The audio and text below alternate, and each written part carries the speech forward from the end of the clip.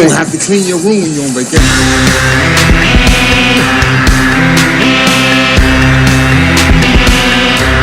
Most of all, I'm scared of walking out of this room and never feeling the rest of my whole life the way I feel when I'm with you.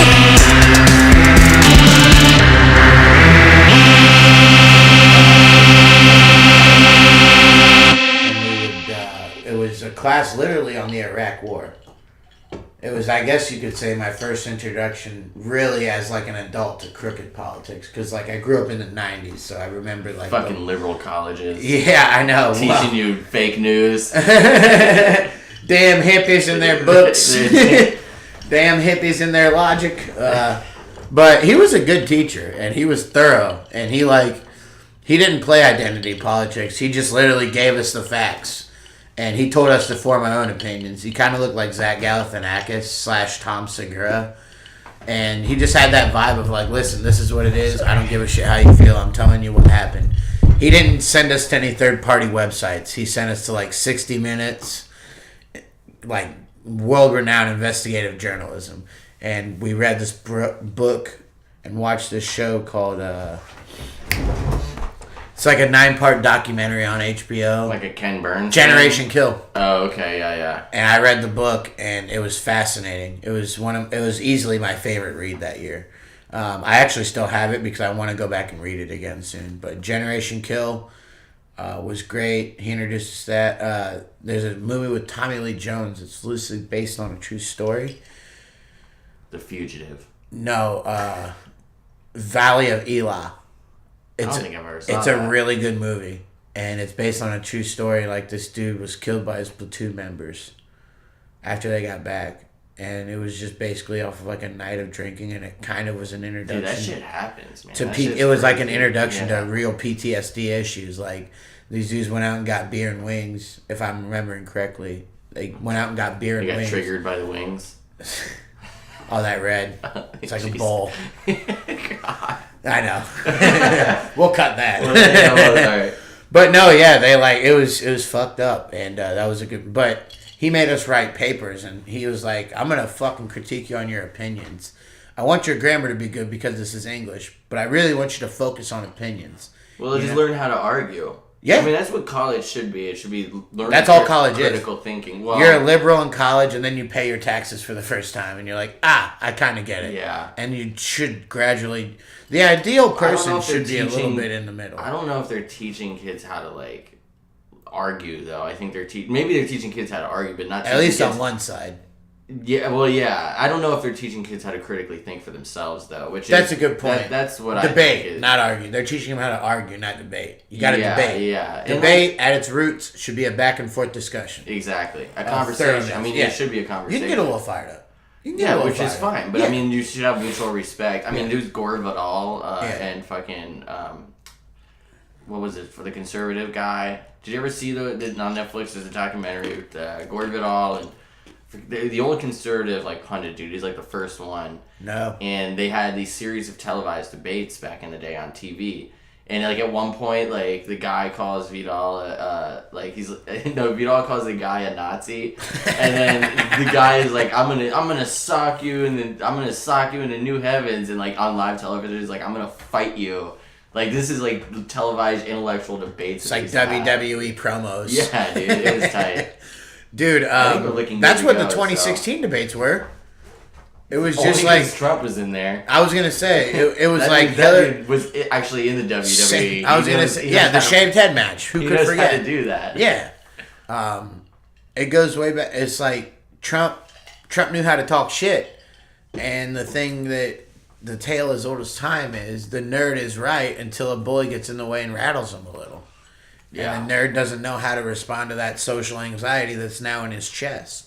That's a tale as old as time. Yeah, no, for sure. And Trump literally came in there and fucking like fucking Vince McMahon, like when he walks down to the ring and the crowd boos and he doesn't give a fuck because he's a billionaire. He's the heel. Trump is a true heel. He's the heel. He is a true heel. He's a fucking heel. Yeah. The one thing I like about him is he put General Mattis in charge, because I know a lot of Marines and a lot of people were happy with a that. lot of Marines have high praise for General Mattis, and I feel like I'm not smart enough about military politics and military curriculums to know how to argue against General Mattis. I will say this, and I mean, as much as I know we're fucking the Kurdish people and other shit going on, but pulling out of Syria is one of the best fucking moves we've made. 100%. As a military move. It's time to let people settle their own scores. Yeah, well, we fucked up by getting in there in the first place. We got It's been going on for 10,000 years. We just gotta get back. Yeah, get out of there. Yeah. But I mean, the wars in the Middle East have been nonstop for much longer than America's even been a fucking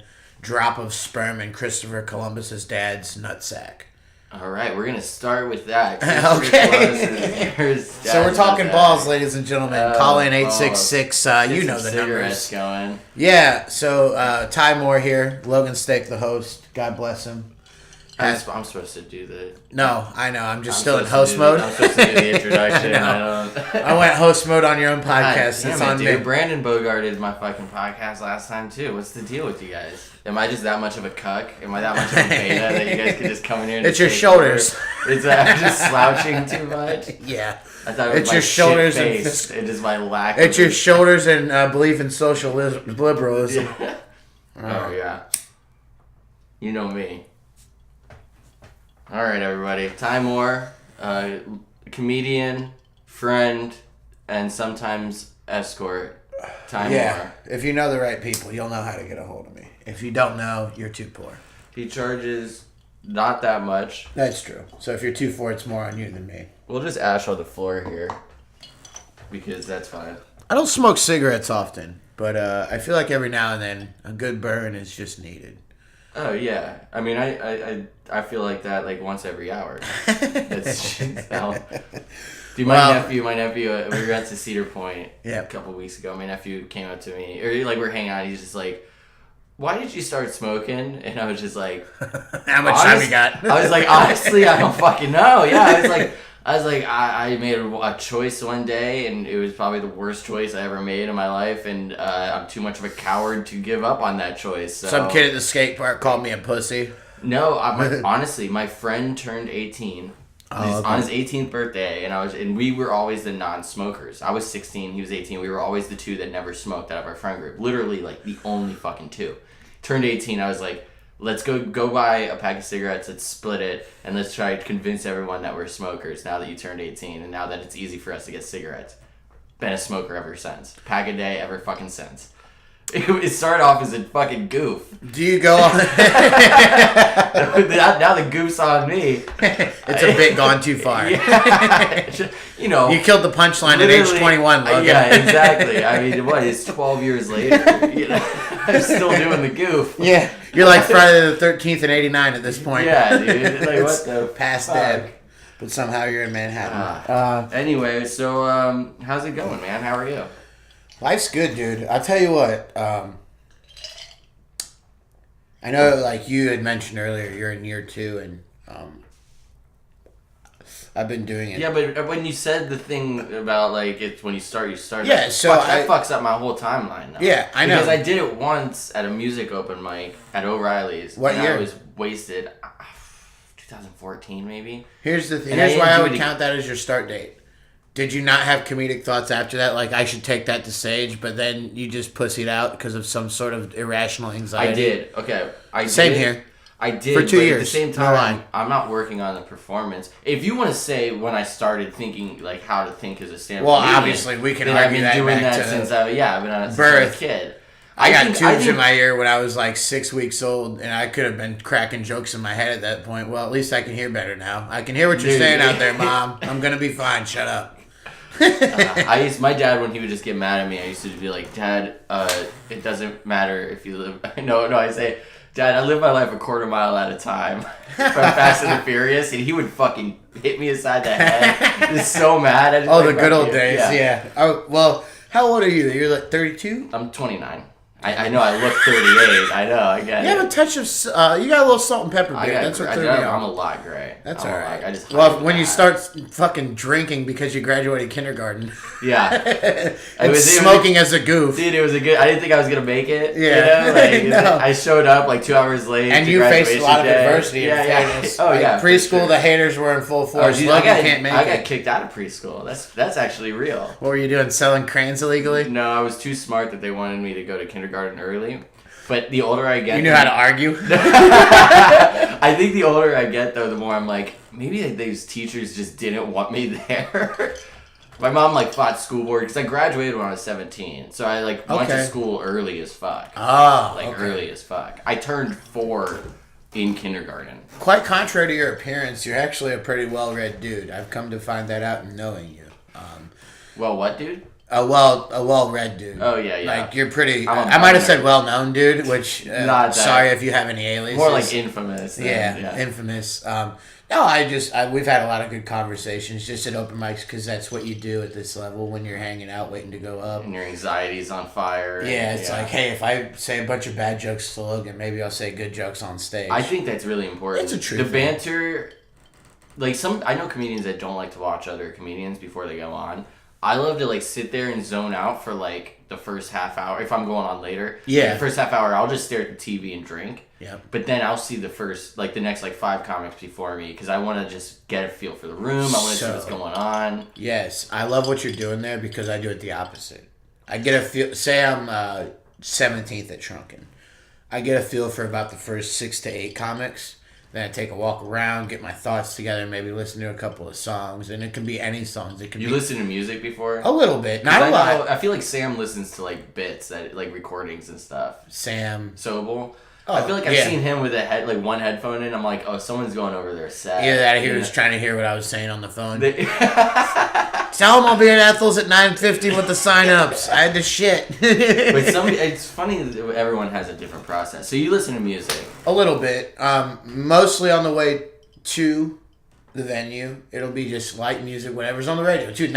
It's a totally like all I need to do is breathe, drive properly, and kind of hear what's going on the radio. But mostly you're in your head. Probably. Yep, just yeah. kind of just feeling everything out, breathing, just trying to take it one step at a time, calm any anxiety that I can. And then I inevitably get that rush of anxiety, like, why are you even here, dude? You're a sack of shit. Like, you haven't showered in 2 days. That's not entirely Dude, true. I kind of want. You forgot to I brush have- your teeth today. Why are you even here? I have an opinion about anxiety in this because people say that anxiety fuels you, right? And then other It people, can. and then other people find it really beneficial to like relieve the anxiety. Yeah.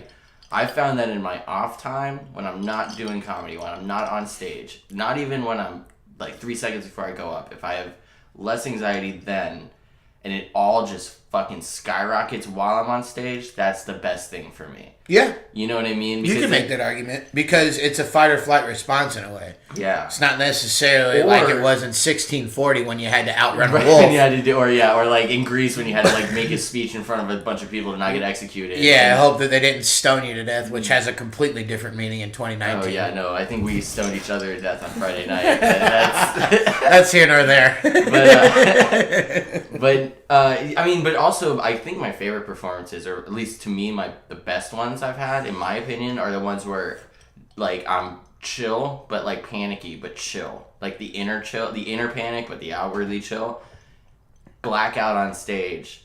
And then the minute I'm off, then I'm like anxiety, but happy anxiety. It's You know like what I a mean? David Banner release. Yeah, dude. Come The back blackout down. on stage is Tremendous. It's like a roller coaster ride. It's fun. It you know, is. it's It's like so much it's a fun. fucking high. You Yeah, know? when you're up there and things are actually finally working. And it's when- real too. Oh, yeah. Like I don't like I hear Tuesday night was real. Last Tuesday, that was Dude, real. That was fucking so. You put on a nice show. That was fun. You really did. And I hardly did anything. no, that's the beauty of being a host. Is sometimes when the audience is that hungry for a good laugh, and you've got a hell of a lineup, it writes it. You know how they say the joke writes itself at times. Yeah. That's a situation where the experience The room provides itself. Yeah, yeah. We're gonna take care of you tonight. And that was not just open mic audience. That was an No. audience coming to watch comedy, which is Yeah. a way different thing. It's two different animals. I've already brought up like 80,000 different points I want to talk to you about. So let's Yeah. try to. So we're back to circling back. So you started start dates. Here's why I say 2012 for me and 2014 for you, because you had a lot of thoughts before that, probably, as we discussed. You had thoughts since that time, but there was a point where you went up there and you told a set. This is what was told to me by another comedian at one point. I don't know how much of a set I had, but I did You did a thing. I did a bit. Did somebody laugh at you? One person. Yeah, no, like I kind of had. It was funny, but it was Exactly. bad. Well, it doesn't matter because you were at a music show, and those are already kind of their own beast in With like itself. old white conservative people. Yeah, So. who already hate rock and roll. Yeah, well, they were playing like fucking like Ted Hey, Nugent covers hey. and shit. Like it was 2012. You did an improv class? Yes. Well, not technically a class, but I guess you could say that. The Fishbowl Improv at Ohio State, which they are a talented team. Is that like the official university like improv? There's team? two of them. I think there's 8th Floor and Fishbowl. There could be more now because obviously I graduated 2013 and never looked back. Yeah. So, except on Saturdays in the fall, of course. But and sometimes in the winter and whatever Ohio State's succeeding in. I don't watch the debate team, but I'll watch the athletics. There you go. Even wrestling. Yeah, I'll I think get in there it and goes, I think check it them goes out. for like 99.9% of people that graduate Yeah, from OSU. and I proudly do not donate to the Alumni Association because Association. Association, yeah. We've been drinking Crown Royal. It's tremendous. Got a cigarette in me too. I feel like a badass. Yeah, dude. Knowing damn well I'm gonna go home and get in my jams and watch the Eagles game. Wait for my sister to make Johnny Marzetti. Oh man, you live with your sister? All right, She's done, but hey, we'll go down that later. So 2012, there's a thing on Ohio State's like Facebook page. Hey, Fishbowl Improv tryouts. Whoever you are, doesn't matter. Come here, try out. Walk in there, and I thought I was being cool. And I was like, oh, this isn't an AA meeting. And they're like, but you can be one. And I'm already like, fuck.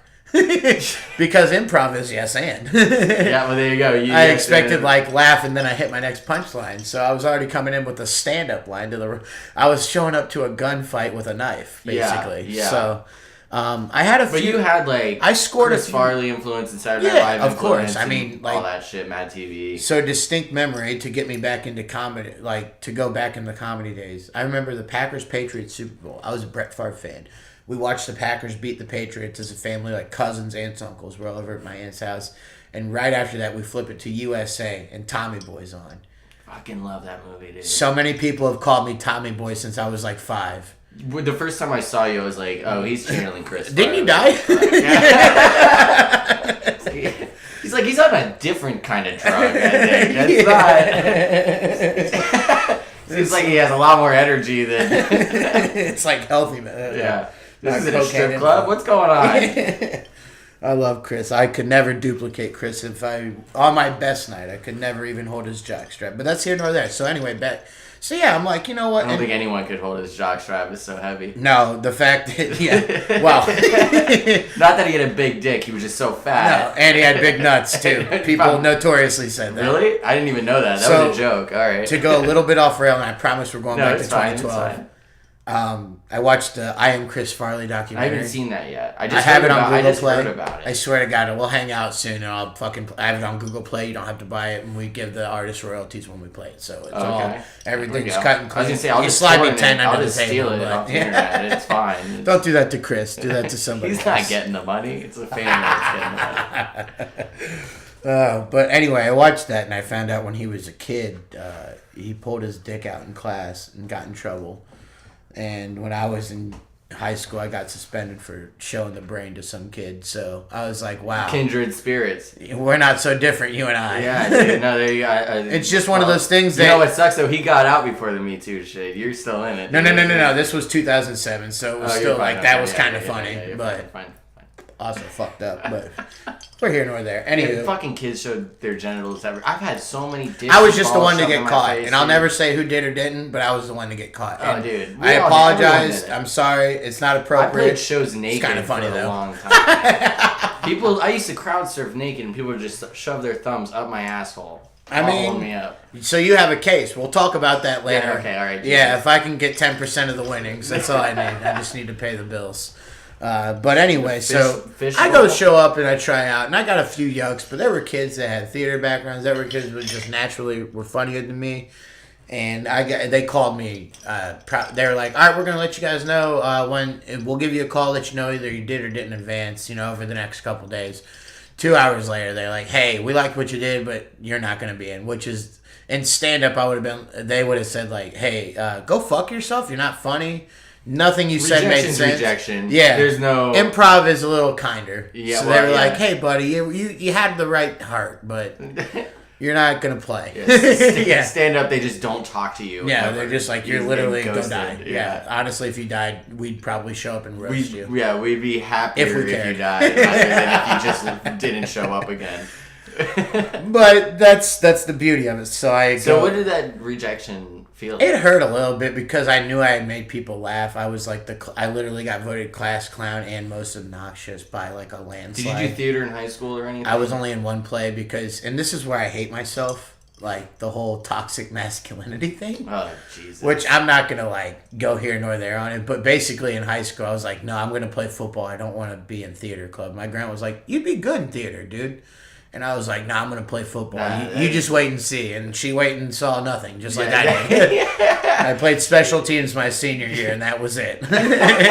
God. Yeah. I mean, shit, if you're going to go into a career in the NFL, special team sounds great. But, Oh, yeah. you know, Yeah, no, hey, there's nothing wrong with being a special teamer that's on what the I Colts. want to do. Yeah. I think like Bill Burr has a joke about that. Yeah. Where it's like, he just teach his kid to be a kicker. Yeah. And just be like, I know it sucks now, Punter. but wait until... Yeah. Eventually, you'll be like Pat McAfee and fucking make $8 million And a play year. until you're 45. And have the best and fucking just- sellies of yeah. all time. Get all the pussy then. Just Oh, yeah. You're going to look like shit Be a now. rock It's star. fine.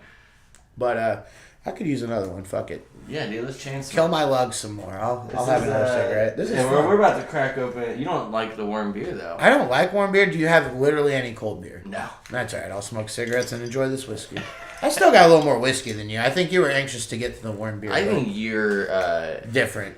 no, I just think your inability to enjoy a warm beer it's just fabricated. Speaks volumes I think to it's me. fabricated. I think you put mental I will- mental hurdles in front of yourself. Can I tell you this? I will counter that by saying there are times I tried to be a hardo. When I woke up the next day and we were all hungover. You just crack one open. No, I'd crank that half-warm beer that's been sitting out all cigarette night. button there.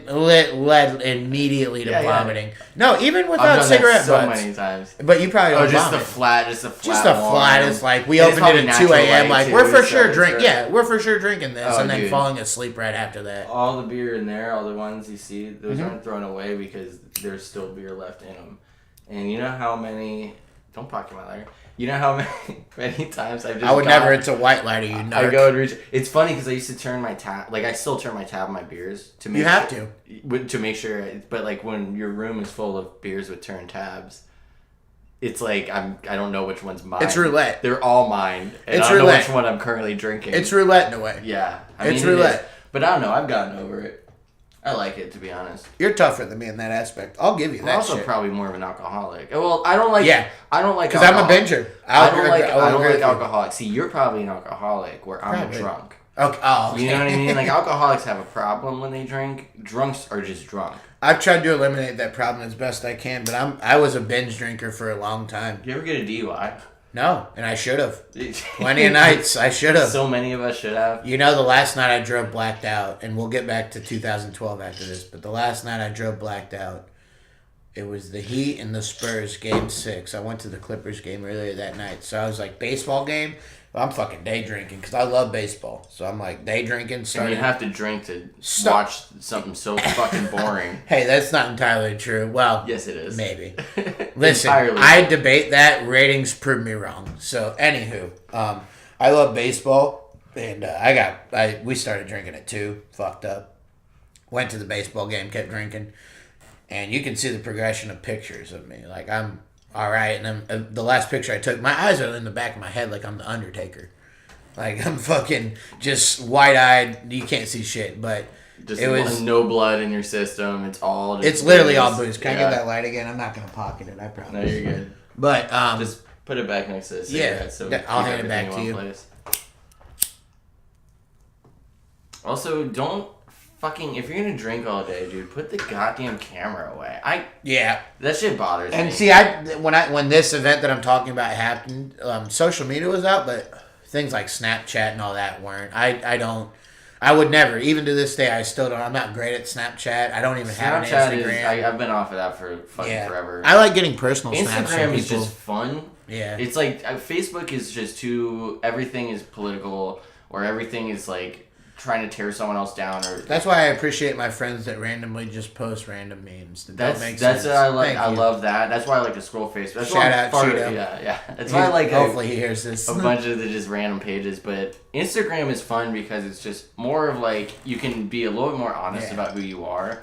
There's not much politics in it. But that And story thing is fucking bullshit, dude. Like, stop enjoy your moments, because this moment's gonna pass and you're literally never gonna look back at it. I have Yeah. videos in my phone from fucking 2008 that I will never watch. There's a weird thing where like back in the day, I know I'm gonna sound like an old. I kind of like these back. Now in the we're day yelling things, at the though. cloud, so let's yell at the cloud. I like just back in the day stuff. Yeah. I mean, I think it's fun. I think I would love to do a special. Well, because we call grew up back in the perfect day. overlap. The of 90s were technology. fucking cool. 'Cause I mean, here's the I thing. set up the internet. I remember, Dude, you could landline, play set up outside the all internet. day and then come in and play video games all night. Dude, it was the best. It was Your absolutely parents amazing. could hit you a little you bit. go creaking on the weekends. Yeah. Dude, you could Freeze light shit on tag. fire. Oh, man. You could do anything. Ah. Come in when the street lights are on. Yep. You know, And then I'm make gonna sure play you're Super Mario make sure all you're there night. for dinner. Yeah. I had like the most obviously, other than like my parents' crazy adulterous weird relationship and some maybe physical abuse and a lot of emotional abuse, a lot of that shit. But as far as like from the outskirts, if you were just watching my life like a TV show, like just my house over the years, it's just me playing in the yard Yep. with action figures or going creaking or just Yeah, I mean, playing that's kick how the you find out can. that grass isn't good for humans. Because you Dude. get dared by another kid, and then you're like, well, I'll prove you Fucking, wrong. yeah. And then you eat grass, or you eat a leaf, and then, you're That's how like, you well, learn- that's why we have broccoli instead of actual leaves. It's also how you learn to, like, if you're gonna go out in the woods for a long period of time, bring toilet paper, because Toilet if you paper wipe and bug spray. you wipe your ass. Mosquitoes are with out some- all year round in Dude, the I don't forest. get hit by bugs really that. Oh, it's bad. because it's because I'm thin. they don't want to get I'm toxic. Yeah, they don't want to get drunk I'm off of you. toxic. Like mosquitoes get DUIs. Yeah, too. the only mosquitoes that hit me up are the alcoholics. They're just like, Yeah. I need my fix. Hey, bro, what you got in them veins, bro? Hey, buddy, come on over here. They don't dude. even ask. They just break in. Yeah, you no. know, They wait until you're like slowly not paying attention and in mid conversation, and then they hit your ear. I wonder if that's true. I wonder if like. There's definitely If you're- addicted mosquitoes. But I mean, I wonder if it's true that like the more alcohol you drink, like you release some toxins maybe that like that bugs are just Prevent like, or I'm not- attract. I'm not into it. Yeah, Because like I'm always you know that scene in Life Aquatic? Have you ever seen the movie Life Aquatic no. with Steve Zissou? so sorry. I'm so sorry. I Oh haven't. man, well there's a scene. It's a very famous scene. It's in the trailer. Have you seen the trailer at least? Like he. No, I'm sorry. What?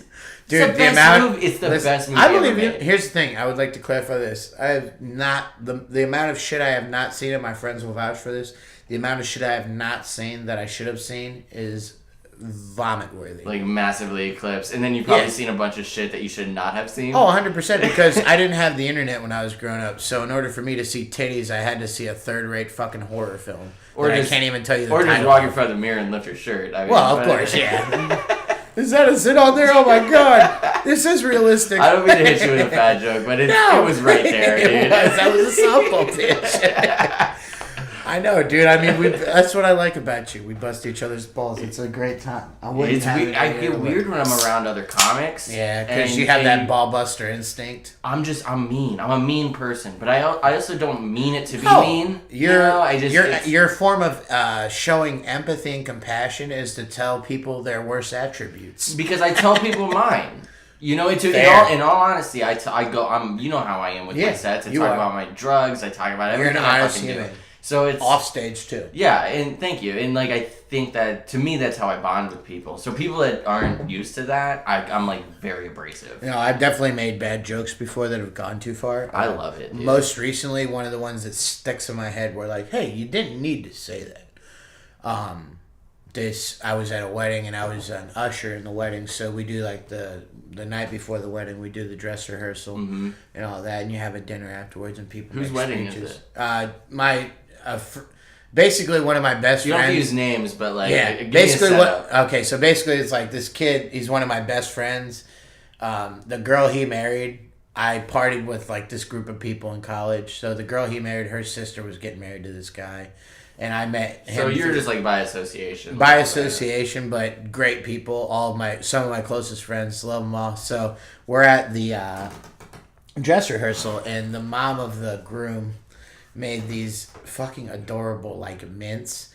And I can't remember the saying, but it was cute as all hell. And like it had a little tag on it or something. Something like, it was Kevin and Brittany meant to be together or something. Just adorable. Yes. Like warms your soul. Melts that ice right off of your heart. Shit. I'm going to tear that adorable, apart, cute, creative, funny. Cheesy as has a great punchline. No fat on the joke. Like, it's good. But me being the fucking dumbass narcissist who always has to be like, hey, let's one up this. Because I'm used to the fucking back patio at Shrunken. It's what we do, yeah. And I'm like, I give it an 8 out of 10. And she was like, oh, really? I thought of it. And I was like, oh, fuck. You thought something like hack and a machine. Spent the entire rest of the wedding ceremony apologizing. She's such a sweetheart, too. Like, and then she starts busting my balls like, oh, you have feelings now? Like, she flipped it on me. I was like, God love her, dude. That's good. But it was like cute. Like, why do I have to be a comedian at this point? But...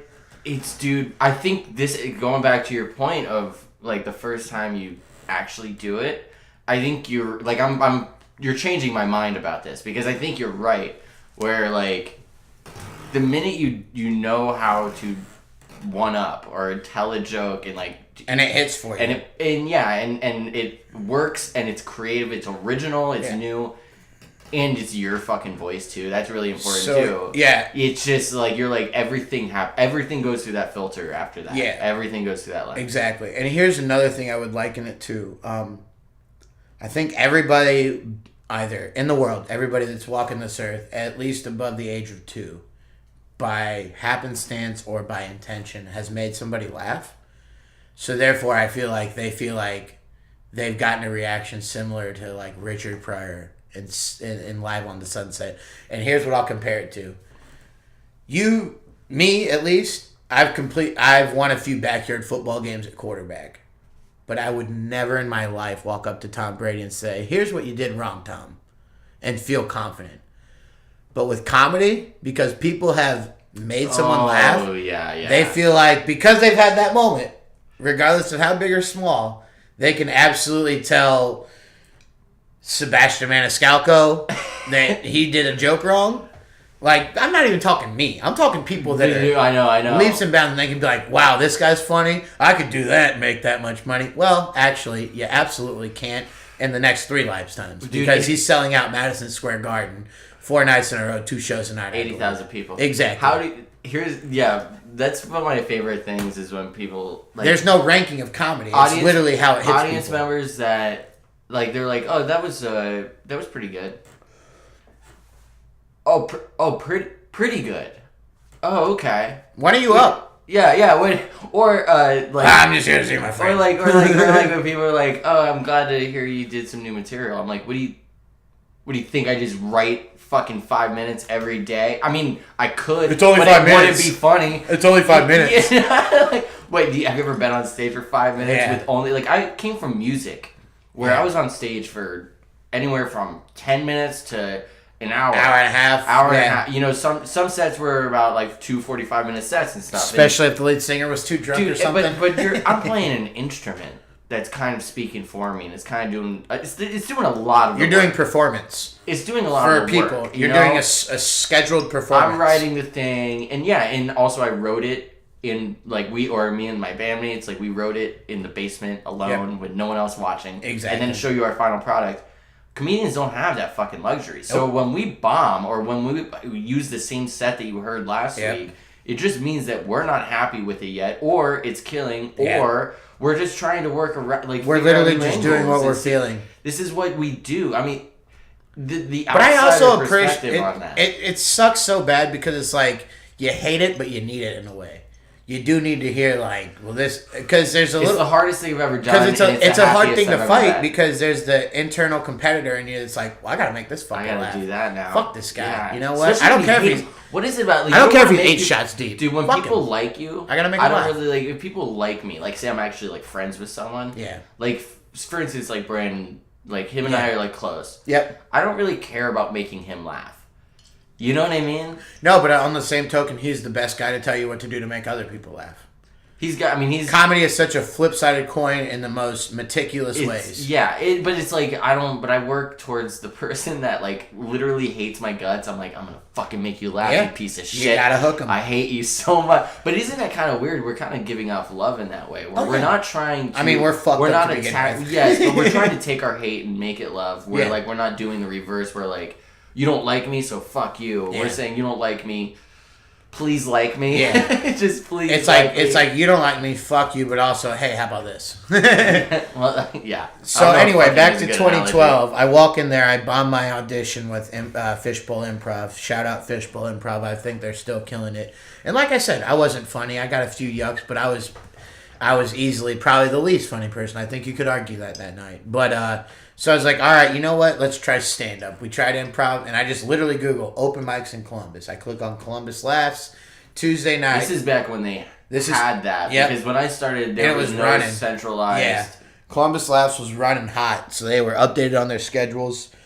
And it's literally like Tuesday at 5:30 when I'm Googling this. So I'm like, all right, how about open mics? This is probably a day or two later. How about open mics? And I Google Scarlet and Gray. It comes up Scarlet and Gray tonight. Sign-ups 8:30 to 9, show at 9 or something like that.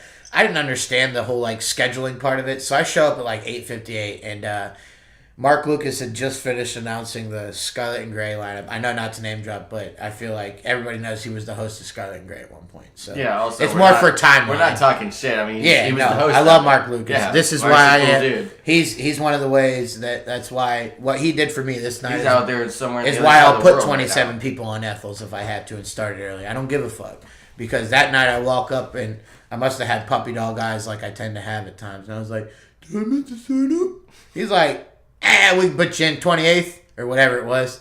So he starts the show. It's going great. And this is back in the day. Mark would bring like a headliner of sort to go in the middle of the show. I think it was a move to try and bring people in, but also probably to try and get people longer work. And just support the community. Exactly. It was always local guys. And I like when that happens, like Club 20 when they have a couple headliners. Exactly, It's yeah. good. It's just to give people a little bit longer of a set. It's a good move. And so a guy by the name of Bob Cook goes up and destroys.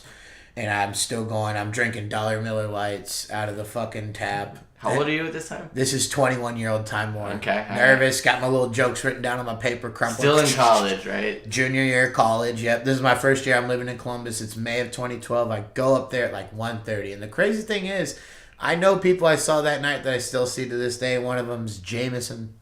And Love Jameson. yeah, he fucking told the fucking the ass fuck joke. The ass fuck joke with him and some other dude. I don't know if I've ever heard it. Yeah. I don't know if I've heard that It's one. an ass fuck joke. It's a good one. But anyway, so I go up and I burn through my jokes. I do all right. But I hit 3 minutes and I'm out of jokes. And and Lucas is outside smoking a cigarette.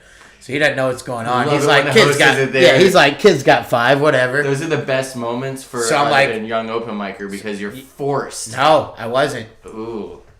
Pretty much about 15 seconds after I was like, well, I think that's all I got tonight. Bob Cook, like an angel from the comedic heavens, comes up and finishes my set. And Lucas comes in and is like, lights him confusedly, gets on stage, makes a joke about what happened. I go up to Bob and I'm like, hey, thanks for saving my ass. He's like, no problem, just write more jokes. Yeah, well, here's the thing. Maybe it wasn't maybe it didn't force you, but it definitely taught you to never fucking do Oh, that it taught again. it taught me how long 5 minutes is. Dude, one night of So a that was bad 2012. I didn't perform again until February. That was May 2012. Didn't perform again until February 2013. Did mid, not very great. Nothing to write home about. Went to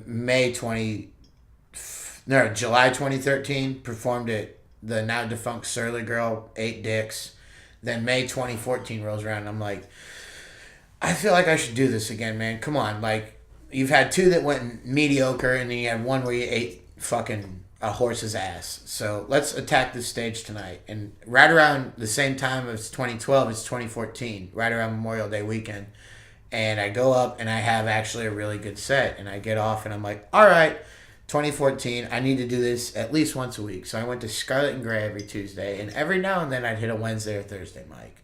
And then over time, I've just done more mics as much as I could. And that's where I got to where I'm at today. So I'm assuming then that Tuesday mic from Scarlet and Gray that was Mark's is the same one they just moved to Bossy when Scarlet closed? Or because there was a time where Bossy and Scarlet coexisted. Because with Bossy's mics? host... Yeah, so Bossy had their mic, and then Scarlet would start at like 9 or 9:30. I don't think who was the host of the Bossy one?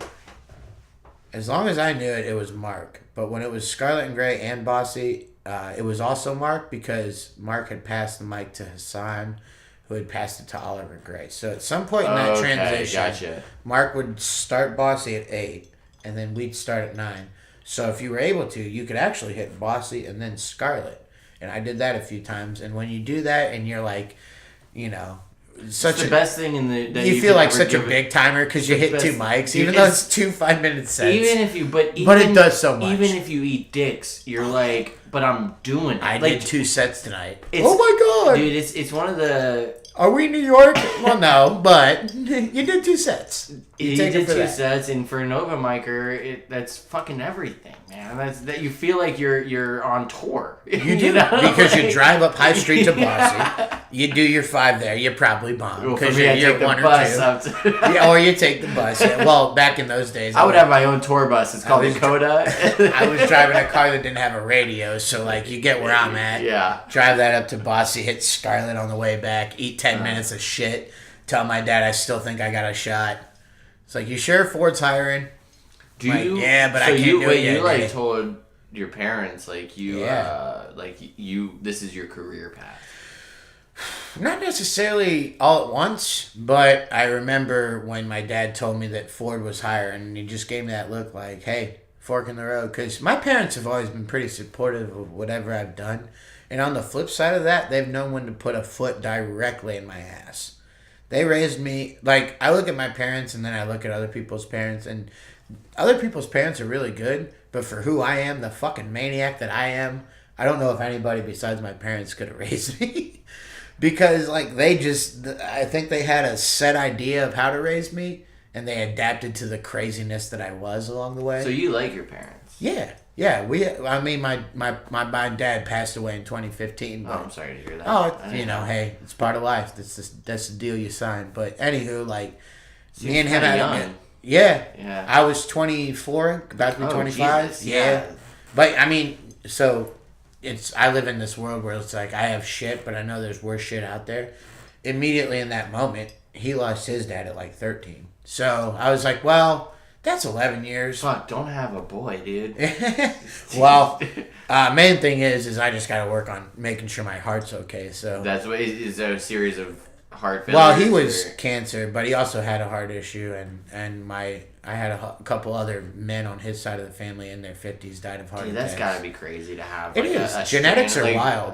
All I have is alcoholism and maybe like sex addiction. You can beat that. Literally, hey-o. Now we're writing jokes, everybody. Pay attention. Yeah, we talk about your dead dad, and then talk about leads to a masturbation joke. It's a comedian's brain. We are terrible. Dude, I do this all the time. I'm so inappropriate in front of people. I know. You don't know when to turn it off. I don't want to. It goes back to the one-up thing. I also don't want to. Well, because you know most of the time you're going to get a laugh. And every now and then, just don't be a dick next time. Yeah, but here's the thing. Bombing in front of like 15 people at an open mic or bombing in front of your family at Thanksgiving.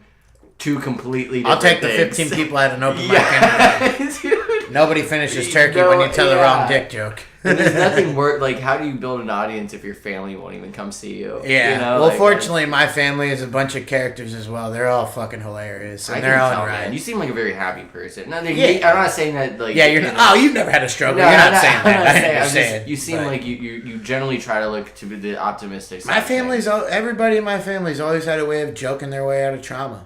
See, we're all like cynical. Yeah. Like, I mean, even the joke could be cynicism. so my mom is. It feels like it's a constant one-up in my family. Like, it felt like that before I ever hit a stage. I had to compete with hilarious people at all times. Yeah, if something awful happened, there would have to be some joke attached to it. Otherwise, Like, we all couldn't- cried together, otherwise but we at the couldn't funeral, handle we it. talk about how the person who died screwed us out of money at one point. There you go. And we'd all bond over a laugh, or etc. You fill in whatever you want to. Way to just Oh, shit on remember your that dead time dad, when he dude. got? Wow, my dad was fair with money, but there were times that we talked about when he was too drunk to do shit. It was hilarious. I get weird So talking funny. about my dad. It was funny in the moment though. Like, it was never like my dad was definitely a guy who loved his alcohol, and it never interfered with him being a good parent. Like. He would have deep talks with me when he was fucked up, and I'd be like, "Damn, that's deep as fuck." I'm in 5th grade. Yeah, And that I was feel like my I mom. should have done a That's my pop mom brownie for me. before this conversation. Yeah. But Maybe it's she like could I choose. appreciate it because, like, I guess the way it hit me was like, yeah, that's some real ass shit. But at the same time, holy fuck, I'm 11, and you're in a way having the respect to talk to me as an adult. That's impressive. Like, you talk to me like I'm one of your peers, and I don't even have hair on my nuts yet. That's impressive to me. This is interesting because Brandon last week was saying, I think Brandon and I were having this conversation where, like, you shouldn't be friends with your kid. Like, that's his stance. Is that you shouldn't fair. be friends with your kid. Where, like, with me, like, my mom and I are very close and we're very similar. Like, we're basically the same fucking person. Yeah, Just I have a way lot di- of similarities with just my way mom different too. We're Irish, experiences. But, like, butt heads. yeah, It's a good time. my mom's New Orleans, Cajun, Southern, like, born in 1949. Okay. She was 40 when she had me. Okay. And so I was raised kind of by an older person. Yeah, from the And- South. And so from the South. Yeah. And like the Cajun, like That's a where, like, connotation. drinking was always cool. Eating Yeah. was always cool. Like family was always important. People from Louisiana always have the best stories. They really do. Yeah, dude. I know Florida's like the mainstream. Oh, shit's crazy here, but Louisiana's right up there. I met kids from Louisiana on my senior trip after high school, and they were all crazy. I loved them. Yeah. Like, I love that. If shit. they like you, yeah, you're in. get on in, anybody. We won't tell you about but it. if they don't like you, there's Might no get way beat you're up. in. You might You're- get beat no, up. more than that. Yeah. Well. Let's not. Yeah, no, we won't go but- down historical roads. No, but my mom also like grew up poor. Her father was an alcoholic. He went Yeah. blind before I was born, so he Yeah. could never see my face. Like all this kind of like Lucky him. stuff. I know, right? That This was is again the awful. softballs. Fat jokes, ugly jokes. We got them. Knuckles. But I just to me, I think just to bring it back though, where I was trying to get, like, you have a series of like heart problems, and I have a series of alcohol. And Yeah. it's like I don't know. It's really hard to like. Because you kind of don't think it's your problem, so you kind of don't assume responsibility for Yeah. it. Like, there's a level of avoidance there. Maybe not for you, but for me. No. I think that subconsciously you could say that for me because it's like I know I have heart problems. Also, I like chewing on steak fat. So Who doesn't like chewing on steak? I mean, it's the best part of the Fucking steak. vegans. I don't do it anymore. Yeah, kill the cows. Goddamn vegans. Should we? You want to smoke a pipe? I'm not just We're talking about my ex. We're about halfway through. You want to? Yeah, I mean we can keep rolling. So I'll go back to 2012 while you give me another cigarette. And Yeah, everything's right there for you. Bro. all right, and so 2012. Oh, you don't like to? I had that thing. 2014, I say one night a week. Everything evolved after that. And I think what I found that I love about stand-up for me is just that every night that I hit the stage, I feel like I just want to make people laugh. And if I do my best to do that, I feel like I got a full night's work in. And that includes bombing because there have been plenty of times that, like, I've eaten. If you've ever seen me perform at Zeno's or Tree Bar, you know exactly what I'm talking about. I've eaten so many sacks of shit. But I've seen you eat sacks of shit at your own open mic. yeah, hosting, trying to wake everybody up on a Friday night at 10, and then fucking nobody's receiving. Am I right, everybody? Dude, there is a level of when you're doing stand up. There's a level of selfishness but selflessness Yeah. that balances out where literally when you're on stage you're not trying to make yourself laugh. You've already done that by writing the joke, right? You've already When done you're that on- by potentially even just going to work. Yeah, I mean, for me, I make myself laugh all the fucking time. Oh yeah, It's- I'm the best I'll comedian wake in up the and world just in my like yell head. at Sweet Pea and just like I'm Archie Bunker, like Got the you, most bitch. horrible person. Yeah. But like, just when you get on stage, like you've already made yourself laugh by writing the joke. So when you're on stage, you're actually trying to get the other people to laugh. Yeah. And so it seems like it is very narcissistic and very selfish of a job. 100%. But we're doing it to get the audience to feel better. Yeah. Like I don't know any comedian, anyone I've talked to, I've never been able to see a set from anyone famous, anything, where they go out trying to make people feel bad. So in a lot of ways, it's kind of, it's this really beautiful art form, you know? It is. Because there's the two things over the test of time that have really like brought people together in music and laughter. Like, I mean, you can go back to the King's Court. He had a band that would play his music all the time, and he had a jester. And a bard. I guess the bard would be the band. Yeah. Yeah. Okay, so But the bard would tell some poetry. exactly. And There was like a form of performance that was made to make you feel intimate in some sort of way, and then there was entertainment. and then there was the form of entertainment of I want to laugh. It's like this It would have social- sucked to bomb as a jester, by the way, because you just die. You just get your fucking Like head the shot. first fucking I snip my sock while I finger my asshole joke that goes sideways, you're done. Yeah, well, He's throwing you to the lions. and not only that, but like you didn't make the king laugh, so then he's gonna kill you in a way that will. So Yeah. it's probably gonna be really was the king the first Twitter Yeah. yeah. I mean, I remember that joke at in, King Michael the Fourth? You remember in Little Nicky? Have you seen Little Nicky? Oh, dude, honestly, horrible ratings. One of my favorite movies. Go on. Remember Little Nicky where like Hitler has to get back to his torture of getting a pineapple shoved up his ass? Yeah. Like, I Yep. imagine that's what the king would do to the Yeah. jester just to make him laugh because the jester couldn't make him laugh. Just like, He, like, put him cupped in a it in a way. tutu Yeah. and shove a pineapple up his ass because Exactly. that'll make me laugh because I'm sick and I'm a king. Clearly Yeah. it'd have to be. Yeah, exactly. There were I'm no nice 5'3", kings back then. 189 pounds. All I do is get gout and fucking eat turkey. Fuck everyone. in Yeah, front and of I me. somehow get all the pussy. Let you like that one. Imagine that, like a world where the worse your diet was, the better pussy you got. If that was the case, I would be a fucking modern day Ron Jeremy. Would it be worth the like short lifespan though? Absolutely. Like if you could get the fact that we still talk about people from the 1400s just because they slayed puss, they slayed puss. it's Like, worth it. So what? I died. They slayed more than just puss. I mean, they were slaying. Yeah, they like, might have slayed, people too. Like Genghis children, Khan and sadly. shit. Like he was. Oh well, literal slay. I was talking more like child molestation has been a horrible crime Oh. committed for Yeah, millions dude, of there years. wasn't even. That wasn't even a thing. Like a minor. That wasn't a thing. It was a disgusting time.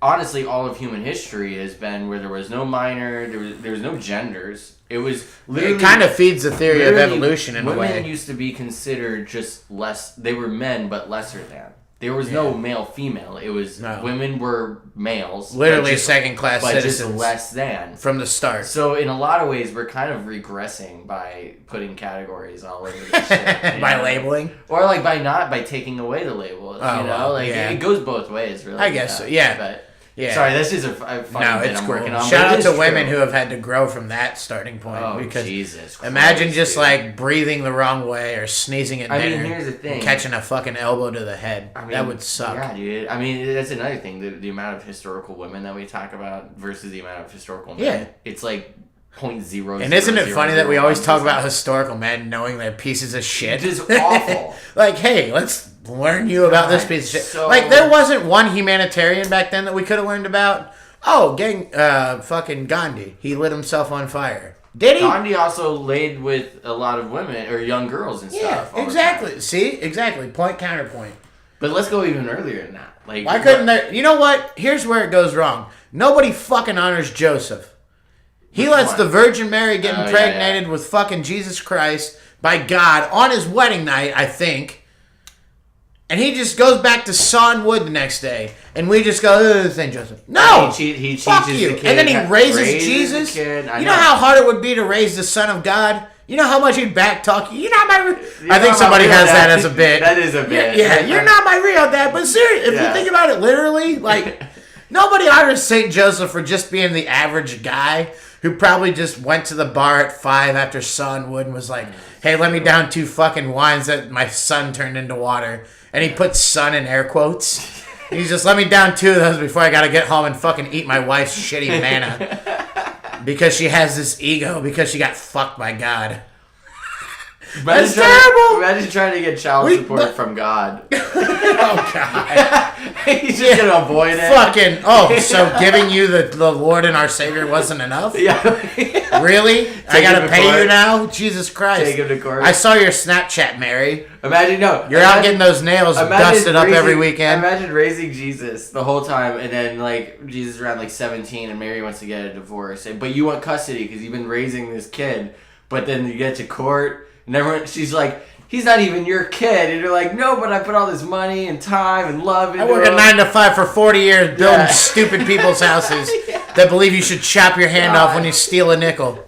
And you're gonna divorce me and leave me with nothing but a fucking studio in Bethlehem? Full of rats and shit. God damn it. Dude. Oh, man. Imagine Joseph, that poor son of a bitch. I've always, and he wasn't even, I don't even think he was Jewish or anything. I think he was just a carpenter. I think he was just, just built the wrong house. He just built the wrong house. But do you think Jesus was the first angsty teen? Because think about it, he showed up at age 12 and told people to quit selling shit at church, and he turned over tables and shit, made everybody mad and all that. I think he was 12. Is that what all these young kids are doing now? I picture Jesus listening to a lot of Green Day for sure. Oh yeah, no doubt. See, he had the long hair too. Dude, when I was 12 though, I was skateboarding and I was stealing shit and I was breaking shit, but I wasn't telling other people what to do. Like that's what's new, and that's this whole Louis C.K. thing or whatever. Regardless of his jokes, I have no comment on any of that shit. But the point he was making was like I never told kids what to do. Bert Kreischer makes the same point where he's like, like why? Well, Charles Barkley did too. Like, I'm not your fucking idol. Yeah, like what? Charles Barkley said that. Yeah, dude. It's just like it's weird that it's weird that we're giving like that kids are like the voice of reason now. As cliche as it sounds, like parents should always be the idol. You got to set the tone from the gate. You know what I used to tell my and then they grow from there. I used to tell my dad, and I still do this too, just to piss him off. But the older I get, the less I believe it. Was that like we're the younger generation? Shouldn't we be smarter than you? Like if you did your job right as the older generation, you should have taught us to be smarter than you. That goes with everything. I don't know if that's true though. Like we're maybe not smart enough factually it's not true. I know for a fact my dad could change his own oil at like age 22. And at age 22, I had trouble fucking writing a 3-page paper with resources. But can he write a joke? Citations, my bad. Yeah, my dad was hilarious. But can he do what you do though? Well, no, he's dead. I mean, he's not here, so no. Every now and then he throws a one-liner What out. You mean is he can do what you do. He never had the opportunity, and you know that whole. No, I was just saying, if you took his body and just put it on stage, you'd get the same reaction you get. I think he would have gone the same path. Okay. Yeah, to make it fan. No, that's hilarious. He's killing a room. I don't know. I was going somewhere. No, it was hilarious. I love it. I drank too much whiskey this morning. Smoked too many American spirits. But no, my dad was funny. A lot of people could vouch for that. He was, and the thing that made him funny was he was intentionally and unintentionally hilarious. Like a lot of times he would be either angry or like I remember he coached my midget football team, and like when we fuck up in practice, he'd go off, and like some of the coaches had to like walk away. And I would be like, why are they walking away? Well, then I was too fat to play when I was 12 because there was a weight limit. And I remember watching him practice, and like I found out why they were all laughing at him because he was going psycho.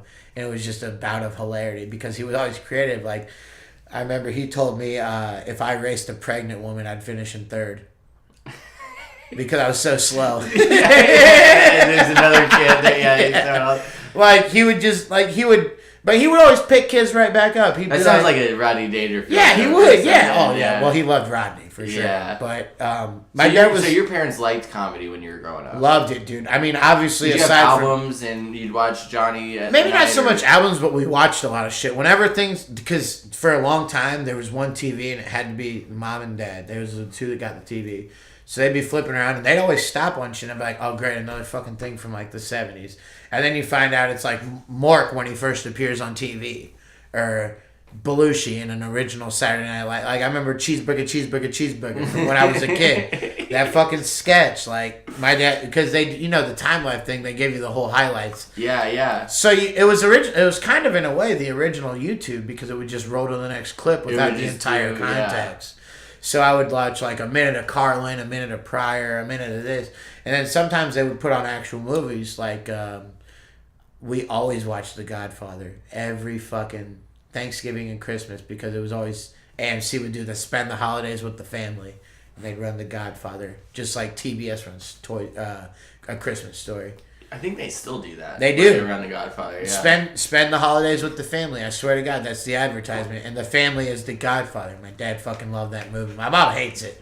But then my mom loves shit that my dad wasn't a fan of. And I love that too. Like, my mom, I want to say it was, there's this movie with George Clooney called One Fine Day.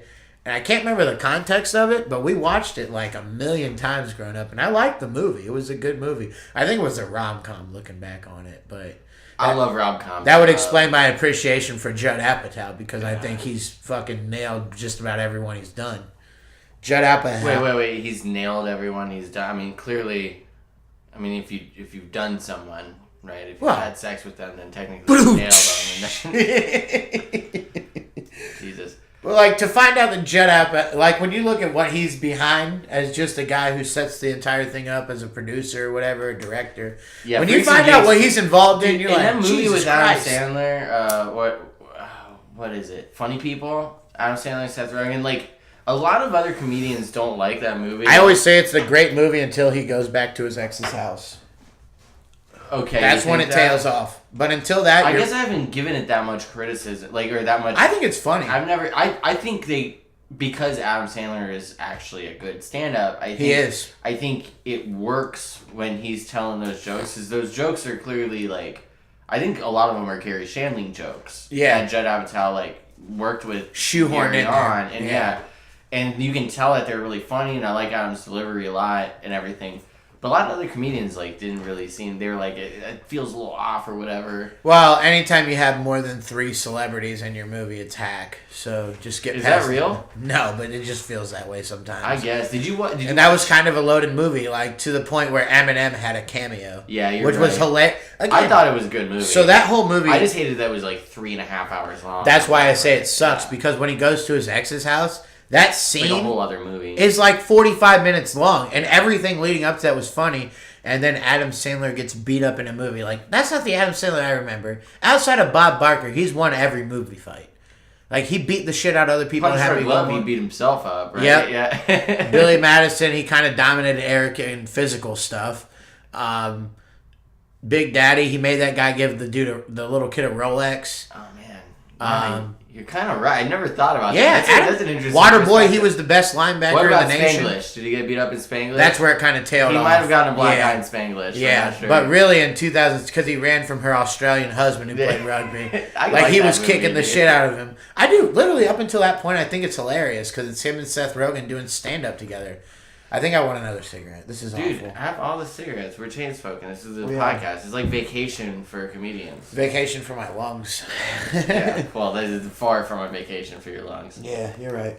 But This is anywho, this is a yeah. coffin for your lungs. Yeah, you're right. This is a reverse cleanse of my lungs. It's alright But, though, dude. I'll go back to stairs tomorrow. Anywho, can I have just the like. lighter, sir? I also like the idea where everyone's like when I do Brandon's podcast, I'll go over there and I'll have a couple beers and then it's just over and I'm just like, eh. But I like the idea of just I want to get fucked up, Yeah. and chain smoke and Talk shit. fucking just do whatever. Yeah. Man. It is more. It's not kind of just- what we're doing now. I'm not shitting on Brandon's podcast No. at all. I'm just saying this is more my style. I'm like the Artie Lang. It's You know? obviously more my style. because structure does not exist in my life. That's for sure. Yeah, what do you do? You work at CVS? Not anymore, but I have things that I do for jobs. I don't like to talk about them publicly because that's fine. I don't want them to be associated with me. No, that's fine. For the respect of their upstandingness, I guess. They've achieved a lot as a company, the companies that I work for, and they don't need some dumbass comedian to drag them down. Yeah. I mean, these episodes, like, I don't advertise this podcast at all. Yeah. I just kind of just starting off fresh, trying to figure it out. And also, after every, like, I'm going to have to delete the max episode to upload this episode. So, shit gets deleted. I noticed that. I fucking found... like, it starts with, like, I couldn't find 2 1 or and 2. Episode 3, yeah. So, this is just, like, kind of me getting comfortable, getting preliminary. And then, I mean, I can't do what I'm doing here. Yeah. Like, if I had video, that'd be way more problematic. You know course. what I mean? But that can be said about literally anyone. No one gives a shit. Audio is always disputable. Visible is tough to dispute. Yeah. I also don't care. I mean, at the end of the day, nobody cares. The company I wouldn't do stand-up. The company that hired me knows me. They know who I am. I don't think my company knows me, but I think that the fact that they don't know me and they don't try to get to know me in that avenue is respectful, and I respect the shit out of that. I really do. Like, just hey, I'm gonna show up and do what I need to do, but when I clock out, I don't need you to know anything because I'm not doing anything wrong. I'm trying to become a stand-up comedian because I want to talk to you about this. Yeah, so go ahead. Because I'm kind of. When you're talking about, like, you want to move out to LA, we were talking about this before we started recording. It's a thought I've had like, for that's like kind of the goal. That's kind of my goal too. Mm-hmm. But I have a sense of loyalty to where I work. Which also, you should, rightfully so. Right. No, this is where I'm torn. Where it's like I have 2 lives. I have my work life, and then I have my stand-up life, and eventually one of those is gonna have to take over. Otherwise, but like here's the thing: most comics, right? They always say like how they just worked odd jobs their whole fucking career until. Of course, there's tons of waiters and waitresses. But like phone salespeople. I feel like my path is a little different because my job allows me to be able to go out every night and do stand up. Yeah, I just don't sleep. You know, like I take naps and I sleep is but. But if I can be honest, I think comedy... I'm trying to be a stand-up, there's no sleep. There's no sleep, so I'm motivated by that. I want to get so good that one day maybe I can sleep better because all I have to do is actually go home sets. after the show and not set up an alarm in the morning. Yeah, and be like, hey, I can wake up at 11:30 tomorrow, and that's... And all I have to do is do 2 sets on Friday night. 10 hours of sleep. I need that because really since college, I've just been underslept. I mean, at one point in college, I was taking 20 credit hours and working 32 hours to 40 hours a week. And that's not to like brag or anything because there's plenty of people out there, knowing what I did, I know people face to face, not just what I've read online. Face to face, I know people that have worked more than that and taken more hours of class than that. And also might even have a fucking kid on top of that and still get the job done as far as graduating goes. So I never try to brag about my struggles. And I think that's probably a problem for a lot of people. You shouldn't try to like brag about your struggles because we're all eating a shit sandwich in a different variation, as Bill Burr says. Like, well, yeah, I'm not. Everybody has their own struggle. It's not bragging about the struggle. It's no. Though to me, it's interesting that most stand-ups talk about working at the comedy club or working day jobs and just like getting by just in order to do comedy. Where I'm in this, like, I have 2 worlds. Yeah. Where like I love what company. I do. And I love comedy, and also... So I guess that's where we differ, because as much as I found myself in a place where I'm like part of a family. You're in a big pickle. I'm in a... But here's the thing. Here's the thing. I'm only... Like, in my opinion, I've been working seriously on comedy for 2 years. Almost 2 years, right? So I always said that too. I'd be started in 12, didn't take it serious till 14. Fuck the numbers. Regardless, I don't feel comfortable enough yet to move out to LA and like make a career out of it. I don't think I've got my voice. So just enjoy what you got. So my goal is learn how to brew because I'm transitioning to learn how to brew now. Good for so you. I'll get a skill. You know, so if comedy doesn't work, at least a skill that literally works anywhere. By the way, and people love beer. And I'm a driver now. Automated cars. You can drive? What? You can drive. Get the fuck out. I can't. drive for. I don't know how I got here. I'm There are a few speed bumps that I didn't see coming. God damn it. They had eyeballs. But I'm just saying, like, self-driving cars are going to take over driving jobs in the future, right? I mean, Or you're like going to be any- like Philip Rivers. Philip But if I learn Rivers. how to brew, the apocalypse happens, I can still make beer. Exactly. You know what I mean? 'Cause, well, everyone's going to want that Whoever shit. survives the apocalypse is They're going to be gonna like, want well, beer. let's drink Let's get and wasted. figure it Every out. apocalypse film And is you're going to always be that fun. one dude like, hey, I know how to do it. I can get you guys a nice stout. Hang tight. But I also think if I move So we out can to be LA, full. I can also like get a job at a brewery. Well, you have Maybe to get think a about job as a LA driver. too. Not many breweries. No. Well, so that's kind of a good thing for you. And not only are there not many breweries, microbreweries are clearly taking over. Oh yeah. Like microbreweries. Well, I guess kind of what I'm talking If about. you open up- I don't think I could ever work at like a. If you open up Budweiser. Logan Steaks Brew and Jokes or something, Logan Steaks Brewing I don't want Comedy, to start my own thing. I just want to work. you for literally someone. could though. If you can, That's too much. See, then I wouldn't be a I stand-up. mean, we're talking of no. We're know, talking. like, Of, my you'd whole- be everything. My whole goal You'd be a is to stand-up? get paid as a fucking stand-up. You'd That's be the a, whole thing. but it would be paying You because get you a could. TV show. You open your own brewery. We're talking business now. Yeah. That'll never happen. Yeah. Hang with me, people. Logan, you open your own brewery. God you damn start your own fucking mic Too there. much work. No, it's not. You're going to the brewery every day. But I have One to night own you're a cooking business. burgers, the next night I you're have to telling do jokes. numbers and shit. No, you don't. Hire a nerd. Yeah. You know how many nerds Oh, but there then I are? have to pay. I have to look at his numbers to make Nah, sure his beat numbers him up. work That's the out. beauty of a No, nerd. it's just- so don't hire a nerd. Just No, it's hire a like nerd. Stuff him in the locker Yeah. when he wants a raise. God. Pull him back out when you need to file your Yeah, taxes. yeah. He'll last there for 6 hours until he dies. No, dude, nerds Lack are of too jacked oxygen. now, too. Nerds have been bullied for too long. They're all, like, ripped. The people that know the most about comic book culture, to me, also have better bench numbers than I do, so I don't know what happened. I thought drinking beer would just be yeah, like, no, all right, no. I'm enough of a guy. I can fight. Drinking beer and Then it's and just calling like, people God damn pussies it. isn't cool anymore. Yeah, no. No, thanks a lot, Harvey Weinstein and Bill Clinton. Do you ever go up to Cleveland and do open mics or anything like that? You know, I did one up there and I threw my shoe in the audience to get somebody's attention. Oh, tight. Yeah, it was a good time. It was tremendous. I want to go back and do Cleveland comedy. I was just gonna say, dude, we should go do it sometime. Let's go do some Cleveland open mics. Maybe I on want a to go to Sunday. Chicago for a weekend. We should do the bus there. So we Yeah, can yeah, bus there that's and yeah, bus yeah, back. yeah, dude. We'll sleep at the bus station.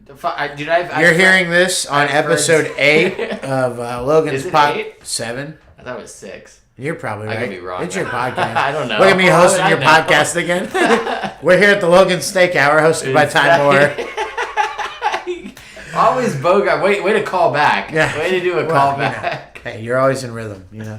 ABC, always be creative. Jesus. But no bullshit. It would be fun to pick one weekend, sometime in the spring, so we don't have to worry about the bus delays because of the snow. Or be miserable in Chicago. True that. It is the Windy City. But I also heard my roommate I was telling you about earlier that's a lawyer, back when we were in college, fucked up drunk in a bar. He was like, it's actually the Windy City because their politicians were always sway either way. Like they could be bribed essentially, which makes sense because that's where Capone and Bugs Moran came from. So the windiness Damn, was dude. not so much. I mean, it is windy as fucking shit. PBS fucking lesson Yeah. you give me I know. I even went into narrator voice there a little bit. Yeah. I enunciated certain vowels and consonants to try and come off as a smart human, but The I more ripped, you know. I ripped an American spirit in the meantime. No, it's true though. Like it's weird because Chicago could be seen as windy either way. Because I've been in Chicago in the winter. In fact, my first NFL football game was the Bears and the Ravens. And the Bears won 33-13, and it snowed the whole time. And there was these dudes behind us with bears painted on their bellies, fucking shirts off, drinking, just having a good time. And it was also You sure it wasn't a gay bar? it's funny how much sexuality is within football. Oh, dude. I mean, It's- the point. What Are you kidding me? what your coaches tell you to do if you play defensive line is to penetrate the hole. Dude, penetrate the hole, dude. Starting from that, the Dude, quarterback grabs the center's nuts if he's under there. All sports, back to gladiators and shit, dude. It's all hypersexualized. All of it. It's just getting testosterone. Life is out. hypersexualized. Yeah, especially now. I mean, good No, God. not especially now. Always. If anything, it's getting more and more. Just more oppressed. notoriety. That makes sense. I think it's getting more and more oppressed now. Our sexuality. Well, we're trying. We're getting more and more puritanical Like we're. You think so? Yeah, dude. Yep. I feel like sex is advertised pretty loosely now. Like I feel like you see cleavage in like family shows. Why isn't sex work legal? That's a good point. See, that's the counter to my argument. Would be like, well, you see cleavage on TV. Yeah, but if you need to get jerked off, you can't do it and pay for it. You got to. Also, I think it's weird that Which like, I respect I that think route, it's weird too. that you can't like blow a dude without being called gay. Like I think that's weird. I mean, that's fair. I think we're all just queer. We just like what the fuck we like, dude. You spend enough time in a place with the person. You're gonna blow a guy? Yeah, fuck it, dude. I don't give a I've shit. spent a lot of times in places and I've never blown a guy, But that's you. I do respect it though. Yeah, like That's if you you. want I to mean, blow a guy, just I don't just want think to it's watch. weird that we have to like call ourselves something. It's like, what if I just like what I like? What if I'm just dude? horny in the moment? But then been they're a like, few oh, well, you're weeks. poly then. I'm like, I don't think I'm poly because I'm not into trees or raccoons, you know? Like, Well, raccoons are hard to catch. yeah, and they'd better scratch you up real bad. And Yeah, stuff, that's too. true. Well, so could your average girl, but no, I'm just kidding. Also, I don't think you Hey, could have, yo. it'd be really Bad hard to have joke. consensual sex with an animal, I think. I think a dolphin is like the only time it's been like. Do you remember that? Did you ever watch King of the Hill? Yeah. You watched that episode when Hank got humped by a dolphin? Oh, yeah. How fucking funny was that?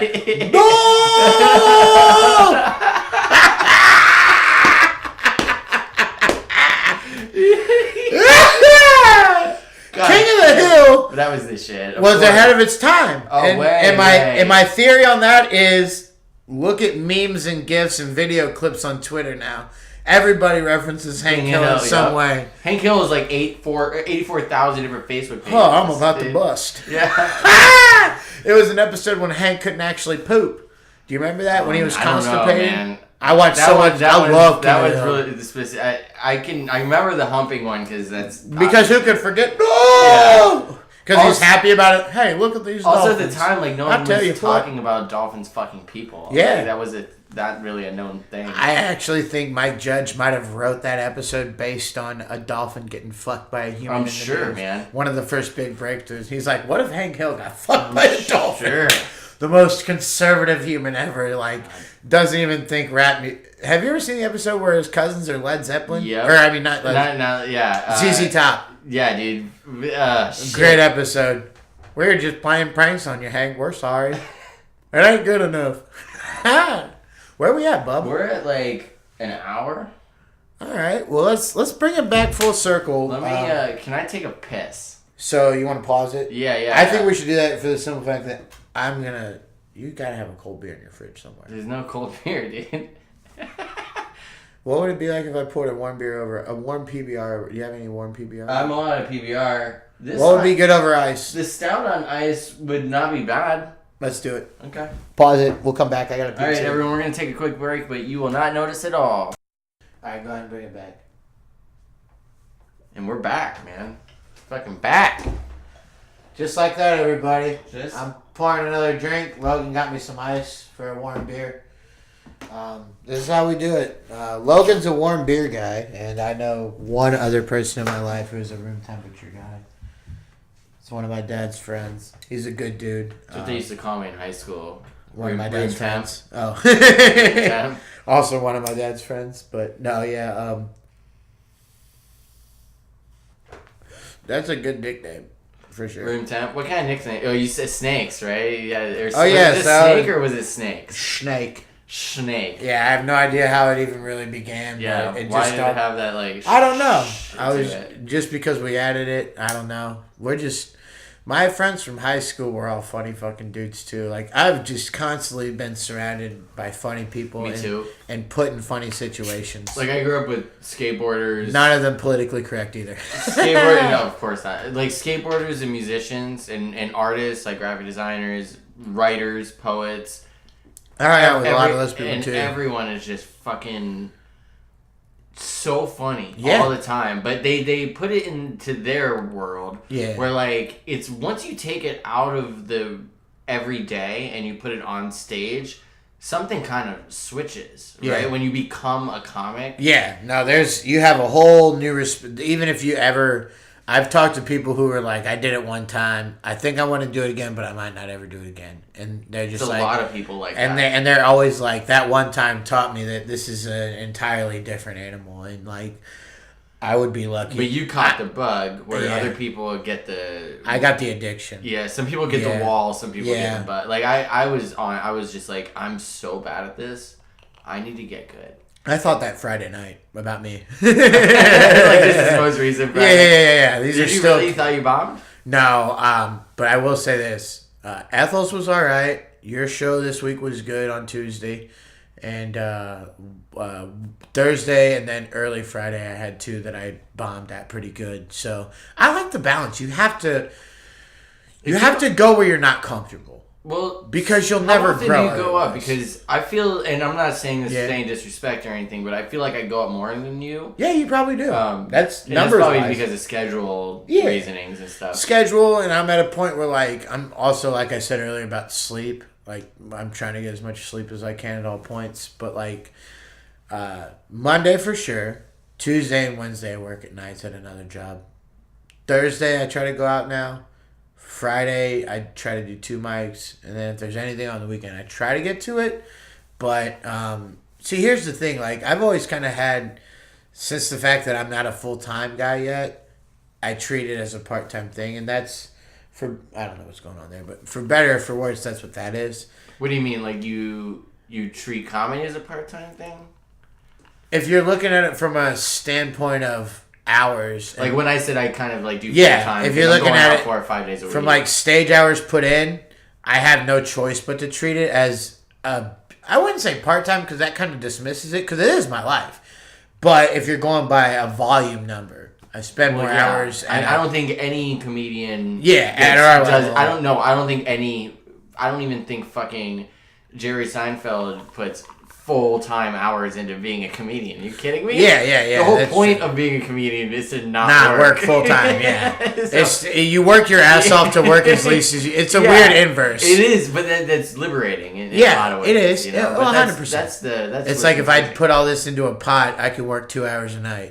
If I hurt myself for 15 years, then maybe You're it's like, 16. I got it. It's like trying to be like an early retirement Yeah. plan. You know, And you're your own 401k, which Yeah. we're already not getting Social Security, so why not? They If try I'm to- going to yeah. work a job in my 60s, please let it be a casino in North Florida where I'm getting paid residency and living in a 1-bedroom apartment by You'd like myself. to do that, like the resident. If that's where it led to, dude, if I'm 65 and I'm a resident at a casino in North Florida in a 1-bedroom apartment with maybe a girlfriend if I'm lucky, but most likely a cat or a dog, and I go tell jokes at night every night, I don't know if I'll be that mad. Like, I mean, some things will have fallen short, but overall, like, you can't hate that. I feel like what sucks about that. I'm living though, comfortably is and telling jokes. I don't know how true this is, but I always liken that to someone that can't write a new.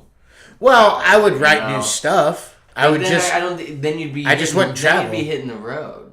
You know, Yeah, because maybe. because if you have a residency, I don't know what I'm going to do next week. If you have, we're being I'm just honest. saying, if you have a residency, people expect to go see the show that they want to see, But right? usually, so to counterpoint that, a residence. Maybe I'm wrong. I don't really know. No. but You're right. It seems You're right. Yeah. You're making all the sense. The thing is, most residencies, at least that I've heard of, are places like Vegas, Nashville, cruises. LA, cruises, Orlando. Places where tourists are always there. Yeah. So even though you're not leaving, you're getting to mix everything every night.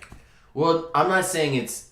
But I understand the inhibitants. I think the like, point how that is could, the like, audience goes there. Like if it, I feel like maybe like this, the audience isn't planning a trip to Orlando to see you. This is like where That's a good point. like Pauly Shore probably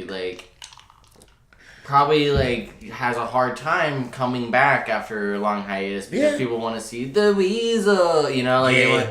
they want that. But shit. he's actually got this brilliant new Have joke you about seen- his left shoe. Yeah, have you seen? If you just have shut you up and seen listen. Tom Green's new hour that he put on his own YouTube? No. He just put up an hour he did in Philly, I believe. Okay. That I he- heard he was getting back into And stand-up. just dude, and it's really funny. Like Good. it's not Tom Segura fucking. It's not like killer. Like It's a good hour of comedy. It's not Bill Burr funny. It's not like that shit. But for him, it's Tom Green as fuck, and it's one of his bits is one of the like I was belly laughing so goddamn. You have to hard. respect that at a time. Yeah, but I mean, he's a physical. You know, Yeah. it'd be like if you saw Jim Carrey get back into stand up. Yeah. You'd be like, oh shit. Yeah. He's You know, back it's to like- doing what made It's him like when funny Dave again. Chappelle came back a couple years ago. Everyone was just like, Thank you. Yeah, so no, I much. still say that, by the way. Like, Oh my god. you'll never find. So that's another, I think, going back to like what inspired us growing up and stuff.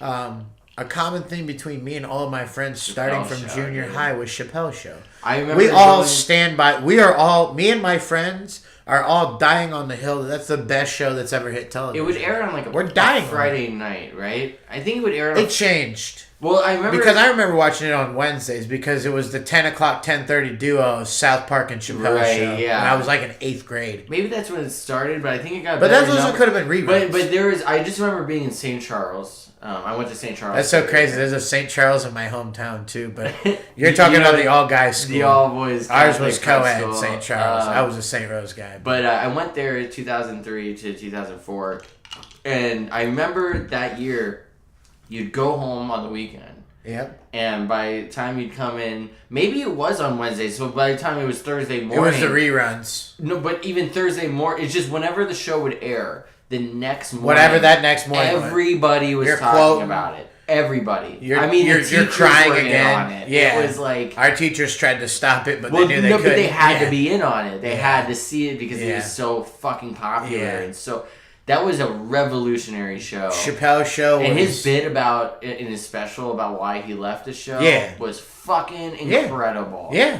That I mean, dude Chappelle's is- a brilliant dude. And when he released that special, I was about 6 months into comedy, and this is when all the like censorship of language, Yeah. a lot of people started getting crazy, and I was like, I chose a great career to get into during a very tumultuous time, Yeah. right? I was kind of like doubting myself. I was like, do I really want to do this? Because I say some shit You do. that doesn't pass off Yeah. very well Yeah. sometimes. Yeah. We all So, do. Yeah, I've been guilty. you know, but we're comics. Is what we should all be doing that, in my opinion. Or maybe not should be, but No, but- it's okay if we do. So you what know? I could say is like, I think that if you are trying to be a stand-up comedian, then you should have free reign of what to talk about.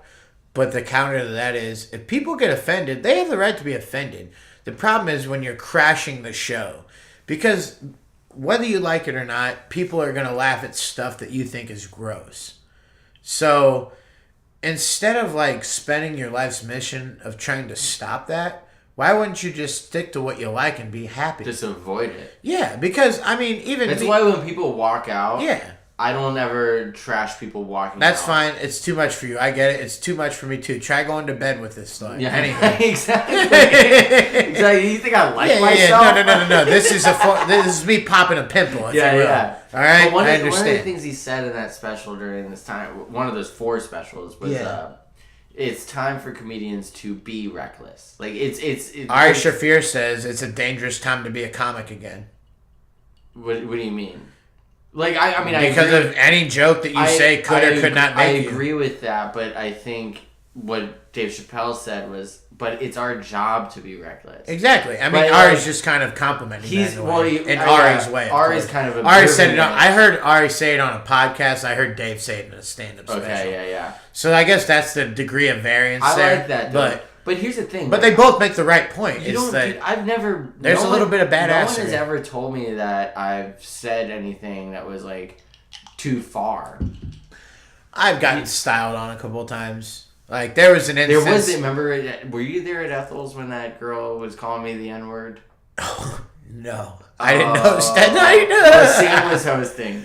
Poor was Sam. hosting. It's when the Buckeye came in. Yeah, that whole night I Buckeye missed football that. player. Yeah, he was the my God, motivational dude, this guy. was the funniest thing ever. So this dude like steals the microphone from Like Sam. 6'4", does, 250, like, right? Yeah, oh yeah, does like Yeah. 7 minutes, no jokes. Yeah, of just motivation. Finally gives the mic back to Sam because there's no way, there's just no way. No one was gonna take that mic from him, Nah. and all of us was like, "This is a disaster. This is You have to hilarious." take him low. For me, as a comic, I'm just watching. I'm like, "This is hilarious." There's something to be said I'm for like, hilarity I'm and upset, disaster. and I'm Yeah. upset, but also this is a spectacle. We're gonna talk about this. And for then, years. like, so I get on stage, like, 3 people after that Buckeye went on. Yeah. And I make a joke about him coming on and just not making any jokes at all. Yeah. Because when I first started doing comedy and I didn't have any jokes, comics used to just come up and just be like, well, that was 5 minutes of no punchline at all. And I love that shit. You know Yeah. what I mean? You're supposed to hurt each other a little bit. Yeah, you gotta get stung a little Yeah, bit. dude. So I kind of make a joke like that, and then this I think she was with another girl, and they looked like they were a couple, and it was a black lady and a white lady, and the black lady just started screaming the N-word to me while, like, on her way out of Ethel's, like, right by Blaine and the door right there. And the whole time, I'm just sitting there just like, oh, okay. And then everyone's just kind of, like, laughing at her, like, being hysterical. Yeah. And I'm sorry to say hysterical about a woman, but she was... Anyone that was a witness there would have seen that she was screaming the N-word at a white guy. Yeah. I mean... And she... Because... At a fundamental level, that's off. He had it... Because the Buckeye had a jersey on, and she had a jersey on. She thought I was making fun of her. Oh. And so... which I wasn't. And then so... She's not worth that. Yeah, exactly. And so, dude... And it was the funniest thing. So my, like, 3.5 minutes of my set was her just screaming at me while her friend's trying to pull her out of the door. Can you call that a racial slur? Because she's yelling it, but one, she kind of has the right to yell it. Was I offended? And two, you're not a person who should ever be offended by that. The only thing I was offended by was the fact that I couldn't do my set. and which had a lot of N-words in it if she would have just waited. I could have just done that for her. Thanks for hitting my punchline. She did my 3.5 minutes, dude. Verbatim, but she did all of it. Wow, you know my act. I didn't know she was such a big fan.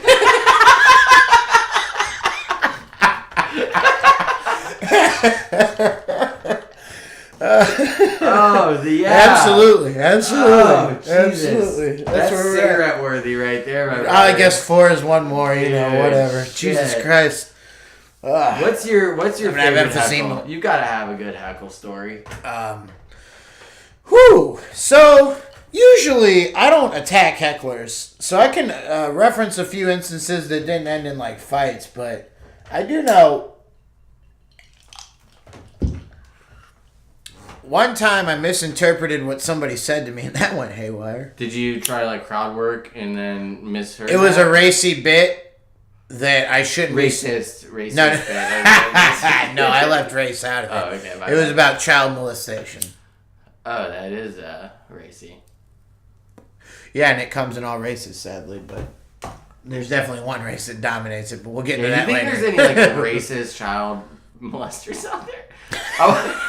I don't know if I want to go down that path. All right. I'll work Listen, that there's a show about, like, Steve Harvey hosts it, and kids do talent shows, and I was telling a bit about how I thought the kid that was a auctioneer was a pointless thing to be, because, like, auctioneers frustrate me because it's like, why do you have to say that so fast? Why can't you be like, oh, this guy wants 9,600. Does anybody want to go above that? No, you gotta be like, 9,600, 9,600, gentlemen in the hat, 9,600, 9,600. I don't want to shit on the artistry of it because I do think it's impressive vocally. I don't see the necessity. I don't see the necessity. Why can't you just be like, hey, anybody fucking want to pay more than him? No? Okay, you get it. It's like a clown suit, though. I know. So, like, I know I'm being ignorant at this point. My point is, like, I go, and I was like year 1 or 2, so I'm obviously taking a swing out of my shoes here. This is too big of a bit for me. Shot comedy is what everyone does when they first start. Yeah, so I was taking a swing, and I was like, I'm watching the show, yada, yada. By the way, when I say I'm entertained, it's not like the people you think. I'm not Jared Fogle. Leave me out of the child molestation. And this one girl, I just heard her go, my dad, and molestation. And I just go, sorry, your father didn't love you. Killed. Get off the stage. Come to find out, she was saying, I work with kids of abused victims, whatever, yada, yada. She was drunk. It was a whole thing. That was the most haywire I've ever been into. Sorry, your dad, which is a reverse, like... All I heard was dad and molestation. But she was saying other things, and turns out what she was saying was, I work with kids whose dads and moms have molested them, or something like that. Why would she even feel the need to say that, though? Because she was drunk, and I hit it. It's understandable. Was she saying it to you? Yeah, as I was on stage. Okay. She wasn't, like, saying it to someone else? No, she was like, hey, don't say that. Okay. Which wasn't... The emphasis of my joke wasn't to support child molestation. It was to let you know, hey, I know this is a weird climate where everybody hears like, hey, I was watching this show with little kids and like, oh, you're going to be on Chris Hansen. No, My sister and I just ate dinner, and she likes that shit because she babysits. She's got grandkids and whatever. Like, you know, she likes watching kids just be kids. You know what I'm saying? It's just a thing. Like, it's not creepy.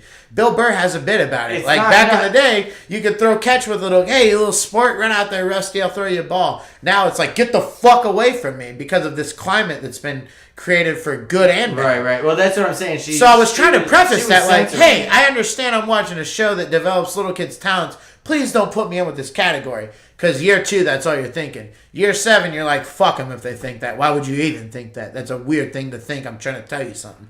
Don't even go there yet until you've heard the punchline. That's the difference of a young comedian and a person who's been through that. So I was just trying to, like, get it out there, like, hey, I'm not into that kind of stuff, which I'm not. Just on all levels, that's fucking wrong. But I'm watching the show, and my joke was going to be about how I thought an auctioneer was a pointless thing to be, like I said earlier. But I never got to that because her and I just had a back and forth. And it was interesting, but that was really the only heckler story. Because usually what I try to do when people are drunk and obnoxious is pseudo include them, but also talk over them. You talk over people all the time. I was going to bring that up because I love that about you. There's a comedian in Columbus. I won't say her name. She has a video of me winning hecklers over. When I started the Ethel's mic, I just kept trying to, like, hey, these guys over here just keep talking. It's cool, whatever. Yada, yada, yada. Oh, they're still talking. Yada, yada, yada. Back to my jokes. I start unbuttoning my shirt because I'm like, well, this will get their attention. And they didn't even hear that. So the beauty of them just like, oh, shit, this guy's got his shirt off. And I was like, hey, now that I got your attention, welcome to Ethel's. And there's a comedian who filmed that from the outside, and it's just me stripping my shirt off. Like, I've gone to all lengths to not be an asshole. When I first... Because I want you to be there, but pay attention. But go ahead. When I first started, I used to be a total dick to hosts. And rooms and spaces and everything. I was a total fucking asshole. Yeah, there's something to be said for the need to feel like you have to come in swinging. But But- it's a fight in a way, but go on. Well, yeah, so, like...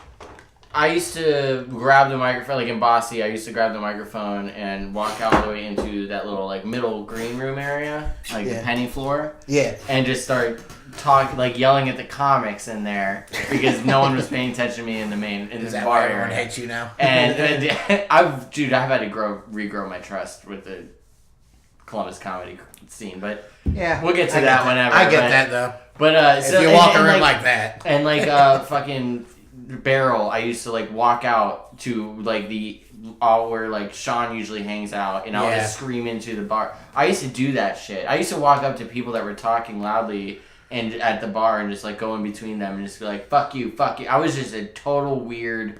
I would just start doing like fucking Papa Roach lyrics in their face and shit. Like I think I might have seen one of these sets at Barrel. I was just. I think I followed you once. I was just doing whatever the fuck. I was. You were rock and roll. I didn't know what I was doing. You were more rock and roll than comedy. I was always drunk. Yeah. I was always okay, drunk, dude. and it was just bad. It was bad. It was. I would never suggest any up and coming comic to do what I did. But that was the worst. Let me counter you just to thing. play devil's advocate, because that's what we do as comedians. We always play devil's advocate in conversation.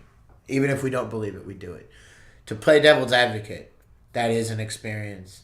It is a unique experience, and you have learned from it. You have checked all the boxes you need. I definitely learned from it. So my similar story to that would be the thing I got told the most, year 1, 2, 3, too much self-deprecation. People think No one's self-deprecation... told me that.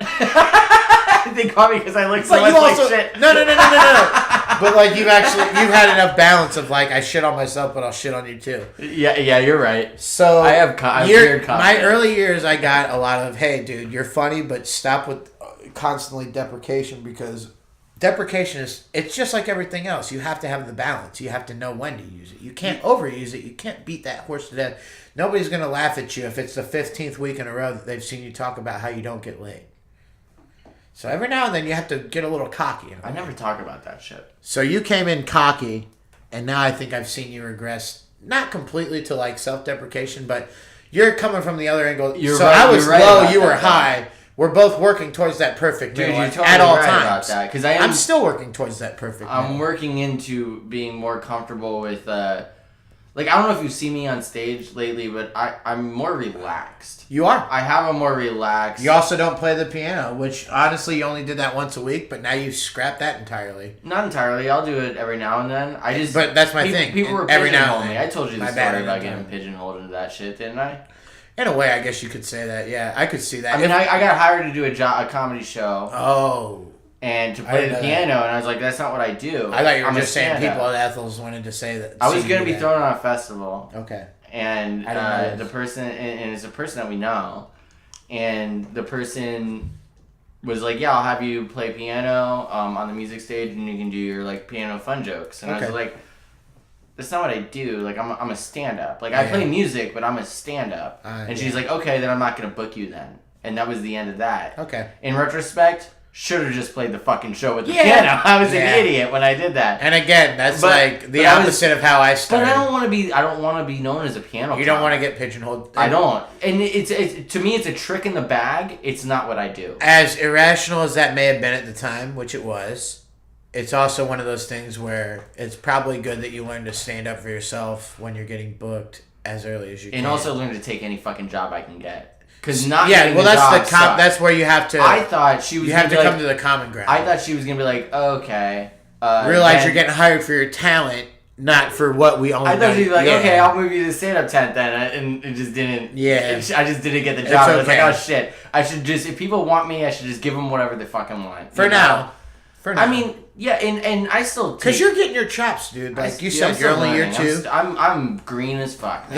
Those chops that are coming inevitably will get you to the point where, hey, we can book Logan on this music show, or hey, we can book Logan to do 15. It'll happen because I never thought it would happen for me, and then it fucking did somehow. By the Yeah, mercy. when did you start getting shows? Because it seems like everyone, and this is not me complaining, but a lot of people around me are getting booked, and I'm just not. Yeah. So, if I'm thinking correctly, I want to say the first show I ever did was a guy that I used to do comedy with that doesn't anymore, but I definitely wish he would. And if he hears this, he definitely knows who he is. But as here nor there, he booked me on a show. Well, I guess technically the first thing I ever got invited to do was Ricio's comedy contest. And then after that, I did a set in March one year at Scarlet and Gray. I did like 10 minutes. That was good. Later How far into comedy were you? I guess you could say... Like, regardless of the first time, like 3 or 4 when you years. started If we're going being from the seriously doing it. If we're going seriously, about a year and a half. Okay, all right, yeah. Yeah, about a year and a half, seriously. And the first show I got, technically, like I said, Ricio invited me to his contest, which was invitation only. And then, at that time, and then another show I got booked on the following March of 2016. Yep. So Ricio's contest was the first thing I got invited on, August 2015. March 2016, I get booked, but I don't get paid. June 2016, I get booked, and I get $4 payment. Hell yeah. First dude. paid gig was $4. So I got booked for that, and ever since then I've been, I think I was booked like 4 months after that for something. So it's spaced out. Now I usually am lucky enough that somebody asks me to perform on their show about once a month, and I love that. And if anybody wants to book me and Logan, we're available anytime. Know that. If I this like how you is threw this me is in an there, hour too. 20, this is an hour 20 podcast, but it's really just an advertisement. Yeah, it is. Make sure if you Please. book Ty, make sure you book me too. We are- Because that's We just became a package deal, I guess. much to your Fuck it. chagrin. Fuck it. Who cares? I just told you I'm not getting booked. Why would you do that? Well, because I think in time everybody will find. a I'm way. fine, dude. I'm fine with it. Because Well, that's the attitude I to got have. a job doing it, which Dude. is also a different career path. Like Tom Segura was an MC for a very long time before he, everyone has their own fucking Just right way here, to get man. there. To Dude. me, it's all about just can I make people laugh in the Exactly. time that I'm given to make them laugh. Exactly. That's all that matters. It's the attitude to have. That's all right. So here's the thing. I guess I shouldn't talk shit because I still got so much to learn about this beautiful art. But one thing that I can say I've done since I started was I've never asked people to book me because the way I attack open mics is this is my show tonight. So I need to go out here and make people laugh however I can, be that riffing or something I prepared. There was a time where I was like, this is where I have the chance to get booked. I don't want to bother people because there was a time in my life where I invited myself to parties. Not a lot, but I've done it a time or two. You show up places. You feel like a dickhead. Just to be a person. Yeah, you feel like hey, can I come? Like, I don't know. Some people call it initiative. I'm just like, I feel like an asshole. Like, no, I feel like a dick too. I also don't. I don't want to do that. I don't ask people book me because you thought I was funny not knowing me. Yeah. Don't book me out of guilt, please. I don't ask people to book me, but what I'll never be I like to give Lucas shit for not booking me, just because it's like, dude, fuck, we've been doing it together. Like, the people that I'm close with that put on shows and don't book me, I'm like, come on, dude, what the fuck, Yeah. But the people I don't know, I'm not gonna suck their dick or anything. There's a lot of people that I don't know, and if I do whatever if they say, hey, show up to my show, and you'll be more likely to get, it's just that's what I try to do. My goal is, please think that I'm funny enough to be on your show. This is what I got. I hope you book me because what I like doing is going places and making people There's laugh. also a lot of comics in Columbus. There's a lot of great comics in Columbus. I mean, people have been, dude. There are good writers. The scene is good. It's been getting really good. I wish we had more attendance at our open mics because I think that would help people get booked at shows. But some of the rooms, that's something that you just can't don't help. even have seating anymore. I mean, well, and it's just something that That's in new. due time. I think it'll catch up because the population in Columbus is there. And there's just this where it's a trial and error of trying to figure out how people. I'm just saying, get people to come out. Ever since the holidays, which has only been like 2 weeks of shows, really. But ever since then, I haven't been to an open mic that was empty. It's good. People have been filling out. I know. And that's different. We have a mic Monday through Friday, at least one mic every night. Monday through Friday, there's at least one mic in the city every night. That's good. I just, I hope that people keep booking me because I want to keep performing. Jesus Christ, this is your last will and testament. Logan's got an AK-47 to my head. And keep booking me. Please keep booking me so Logan doesn't take it out on me. No, but I do. I like performing for different crowds. I like going places because I come from a small town and I'm not going to shit on a small town because I like that experience, but within a small town, there are certain things that you just flat out don't experience. So moving to Columbus was a culture shock in a lot of ways for me. That was good. It was good, and I found out that I want to try and make everybody everywhere laugh as best I can. And if I can do that, fuck it. Everything else will fall. That's what's cool about doing. Just make people laugh, dog. That's what's. Don't get caught up in the bullshit. Well, no. Go make people laugh. The bullshit is there. It's when you're going out, like how even. When you're going to hit, like, say you wake up in the morning, you're like, oh, I'm feeling good, I'm going to hit this open mic tonight.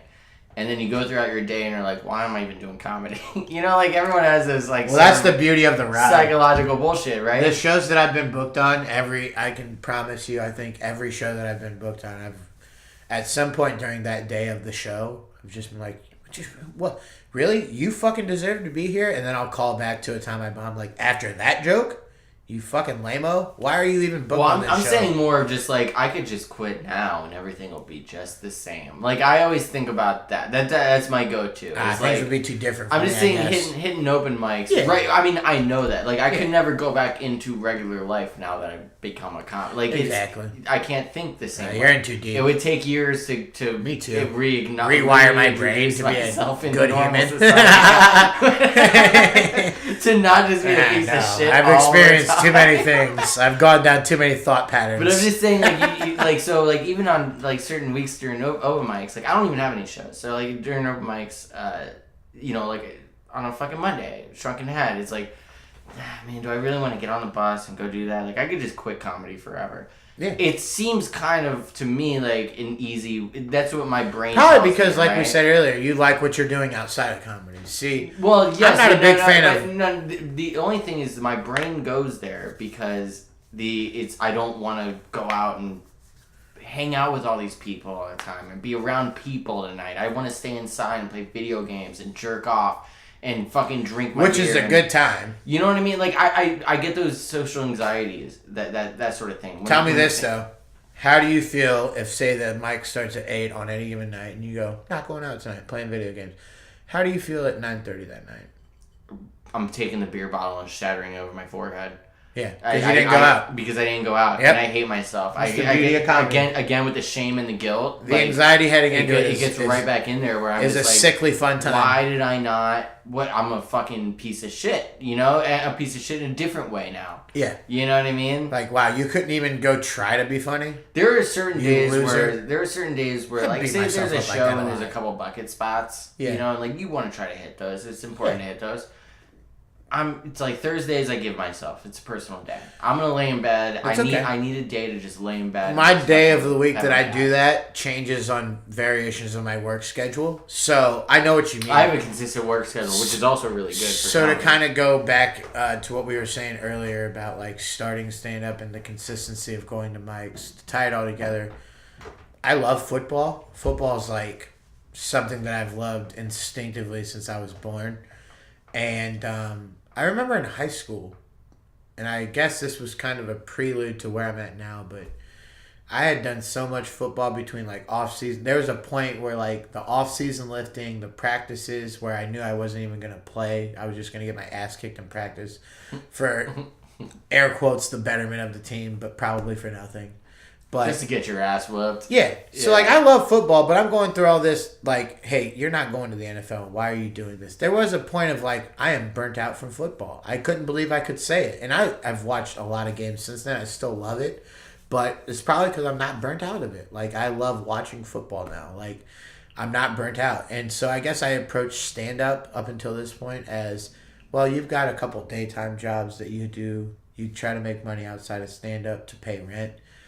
Let's not get burnt out on going to a lot of open mics. But when we go to open mics, we should try to be as funny as we can at this open mic to see where it goes. Because if for nothing else, you got some laughs tonight. So that's the attitude, I guess, in general that I try to approach every open mic / book show. Well, book shows, I probably crank it up a little, you know, because it's a book show. Yeah, but like, and you're probably amped up, with too. open mics, Open it's- mics is like, this is just going into work. It's clocking in. yeah. And I guess I have an appreciation for open mics because I don't necessarily feel like I'm clocking in. Because, like I said, I've refused to let myself... I will give myself a day at this point. Now, if I'm fortunate enough in my life ever to get to a point where all I'm doing is comedy, I don't think I'll be burnt out because I'll know, like, the money is That's the what you motive. do. This That's is what it. you do now. Do you really want to eat? Okay, you better go tell jokes if you want to eat. If I'm at that point, comedy can't burn me Also, out. you can lay in bed all day and just write about True. jokes. Exactly. You just write jokes. Yeah. You just goof around. Yeah, Just... I can take mushrooms at 10 in the morning and still make a set by 7. Dude, I think you stole my fucking lighter again. Did I? Did I pocket? Oh, it's on it's on over my here. PA speaker. Yeah, there. I didn't pocket it, but I'm not trying to walk out with it, but I will admit that I feel like it's my lighter. It's not and I your feel like this is my lighter. room. If you, I hosted Maybe I hosted your podcast. maybe that's. I You claimed went your sweeping lighter. too I while pet you're your at cat, and I have claimed your room. This Dude, is, maybe that's a new theme with this podcast. I am is People colonialism. just come in Yeah. and feel like it's their room. I don't know why you'd want this. You room, should call man. You should call your fucking podcast Manifest Destiny now. Damn, dude. Well, it's like when you walk into like a ancient cathedral or like the Smithsonian. It's so majestic and huge. There's no way Yeah. you walk in there and be like, I own this shit. No. But you walk into a shit little room like this, you're like, oh yeah, I could own this. Yeah, but you got art there. Hey, I did that art. You got art. There's a dagger with blood. Yeah, me and a buddy did mushrooms that got wasted one night and painted together. I was gonna say, is that your painting or a Pink Floyd album cover? Dude, I fucking hate Pink Floyd. So Do you really? That's unfortunate. I love Pink Floyd. Do Do you hate the commercialism of Pink Floyd? Okay. Because that's All right, like the reference. Let me backtrack a little bit. I don't hate Pink Floyd. I think the album Animals is one of the best albums. I would agree with that. I really like that. Yeah. Aside from that, don't really care. Okay. It just doesn't excite me. But you know the what's movie great? The Wall was very just kind of like. It was a strange movie. I just don't like it. I liked The Wall, but I haven't watched it since I also watched it hate once. British people. Oh, okay. Like I bring this up all the time. Like I'm only racist against British people. It's not Like, even the 4th of July. I love you, man. Yeah, no, I Keep talking. fucking hate British people. This is why I get so upset when people would care about the fucking wedding. It's 24-hour news footage, live footage of the wedding on CNN and Fox News and NPR and PBS and all the like. What the fuck Do we give a shit? We succeeded. We left that place. And we won the war. We won. Shout out France. Get Thanks the for the fuck help. away from these royal pieces of shit. This is what upsets me about the Bachelor and Bachelorette shows. We have Americanized this weird, like, royal family system. It's fucking gross. I just think they're shitty Pisses me TV off. shows, but at least we agree. I mean, that's true. But, like, Jesus fucking Christ. I don't know why. What is Americans' obsessions with the British? I can't. Every time I see for instance, That's where we started, I guess. The original Office, right? The original Office. It's not better than the I American one. try. Regardless of that, I try to watch it. I have to put on subtitles. I don't know what the fuck they're saying. Okay, so yeah, now we've reached a point of agreement. I will say that a lot of British presentation that I've watched, if you will, it just feels like they're mumbling. So the difference between Monty me and Python? you, I put it on them because I can't hear. I have horrible hearing. Monty Python can go fuck itself. I haven't watched it since the 90s. I will say though. I will say that. I feel bad. Steve Coogan is absolutely awesome. I But thought it at was this- funny when they clicked the coconuts together to simulate horse riding. I mean, Monty Python has his moments, but I just don't give a shit about the whole I will song say, and I feel like dance. people oversell it. That's the problem with movies in general. So going back to what we were talking about earlier when you made a reference, maybe not on this podcast, maybe it was in conversation, but you made a reference and I was like, I haven't consumed a lot. Like, I don't know a lot of references. I haven't seen a lot of movies or film. You're a or Philistine. TV. Yeah, I'm a Fred Flintstone sign. Yeah, you're right. I'm a caveman. What is this electric? But like, I haven't seen a lot, so maybe that's why I undersell the value of Monty Python. But like, there's just a lot I haven't seen because I feel like the people that tell me like you got to see it, they tell me the whole movie while they're telling me, and I already hate them. So now a person that hates me is talking to me longer about something. I'm gonna associate Top Gun with the fucking people that have told me like, "Hey, you guys ain't Top Gun, man!" Like I'm gonna associate Top Gun with that fucking asshole. And now I don't want to watch Top Gun. I already know their cool nicknames. Yeah. I haven't seen the movie yet, and I know their cool nicknames. Goose, congratulations. I know 4 people named Goose besides that movie. One of them is my penis. It's because he quacks and he's green. That's because he just shits wherever he wants to. And it's white. And people don't stop in traffic. And I honk back. Oh, man. Logan Steak, that's... How you Wow. feeling, man? I'm good. How where are we at? Dude, we are almost approaching 2 hours. Hello. Do you want to end? So I it, think or we do you wanna- should end when I finish my drink. All right, man. I will warn the audience we have a quarter of a drink left here. Yeah, no, I like that. And I just opened up before. Take a little sip of this, man. This is a nice. If I die, I drank warm beer. That's why. This is a nice. We did this collaboration with Listerman Brewing as well. All right. I'm not gonna lie. That warm beer I just had kind of tasted like a Dove chocolate. Dude, It's really good. and it's 11. It's got a basketball and a gorilla on it. So It's that bourbon barrel, which I know you like. I know you like whiskey. So I it's do love bourbon whiskey. Okay. So you take a stout and you age it Okay. in room temperature. Okay. You know what I mean? In That's why barrels. it's best warm In because bourbon that's how barrels. it's grown. Okay. I wouldn't say it's best born. That's for This is preference. just your. This, if I were a chef, like I would probably, or if I was like if I owned a restaurant, I would serve warm beer because that's what I like. Okay. But that's not what I think most other people, I would say pretty much everyone else does not like warm beer. Yeah. Especially Well, like in I said, America. you and Especially you. in America. Yeah. I mean, there's. We like our refrigeration around here, dude. Do you know how many country music songs I've listened to that say cold beer? Do you unbelievable? You like cold And I love them all. rooms too, I'm sure. I Right? do. Well, that's also because I'm Is slightly it cold? overweight. What It feels great in here. feels good in Do here? people say it's cold in here? No. This is actually to me like a very comfortable. But like I have a hoodie on, you have a t-shirt on. Yeah, but I also I have went 40 hot. pounds over you, so. Well, 40's generous, 60. You're being generous to me now. I would say 80 because I'm probably way less than you think. This is. I could bench press you, We but go could on. do like a bodybuilding act where like you're the heavy guy and I'm just the really thin guy. Yeah, like this whole thing is we're just recreating Tommy Boy. Dude, because you see stand up, a lot of people make fun of how fat they are. Yeah. I mean, like, fat white guys are I- for sure a commodity. I honestly think I'm the only comic in Columbus that makes fun of how skinny I am.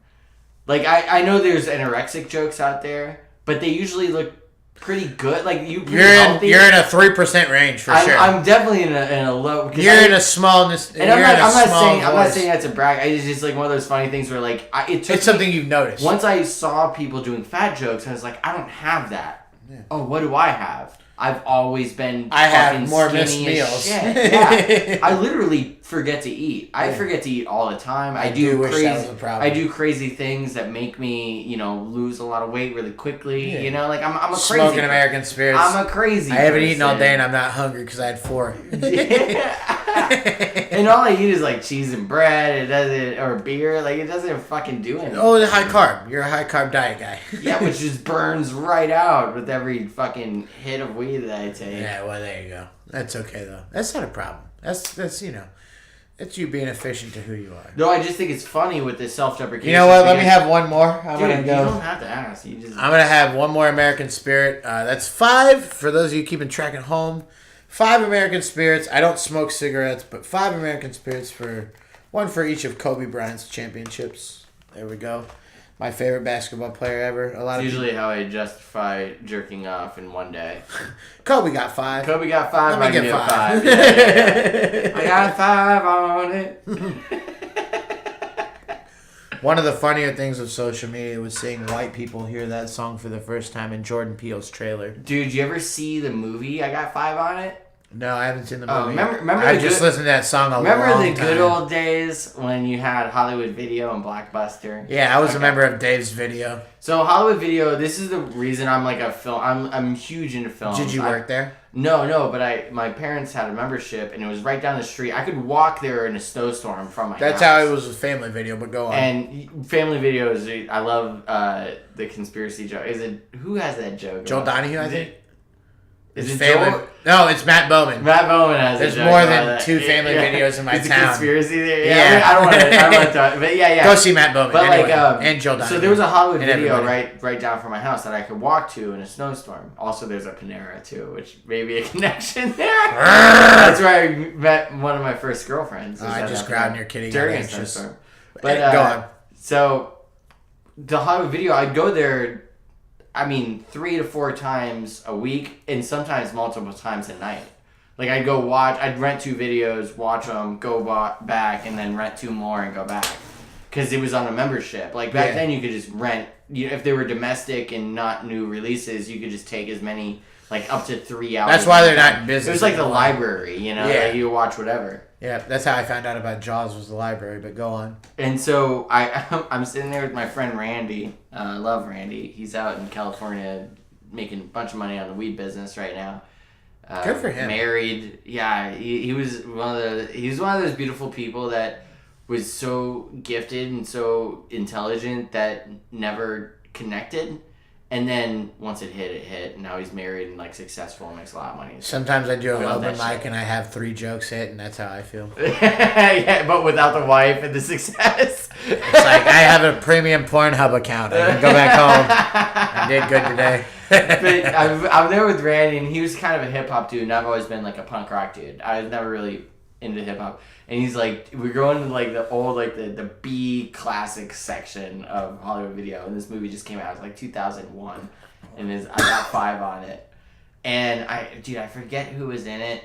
It was like 2 like C class black actors. I used to love those movies. Emphasize the black a little harder. Black actors. No, because like back in the day, there was so much black comedy that it was like Def Jam had a great run, Def Jam did was they great. not? Dude, Oh, Don't Be a man. Menace to South Central while drinking your juice in the hood, like the Wayans Brothers movie. Yeah. All that shit was like popping off, and it was funny, but it wasn't Menace like to Society, the blockbuster. funny one. It wasn't blockbuster Yeah. big, so they had a bunch of these like I always B-class fuck those movies up. with these like one like really good stand-ups Yeah. where they were putting their toe into acting. Yeah. But I got 5 on it, watched it. Not a very good movie, but the whole thing was about them just like trying to get a joint. Just Yeah. buy a joint. How great are those movie concepts? And I shout out to Friday, Cheech and that's Chong. right, Yeah, that's dude. so good. Can I? All right, so this may be considered a hot take, but I'm gonna fire it off anyway. If I were to rank the 3 Friday movies, I'd go Friday 1, of course.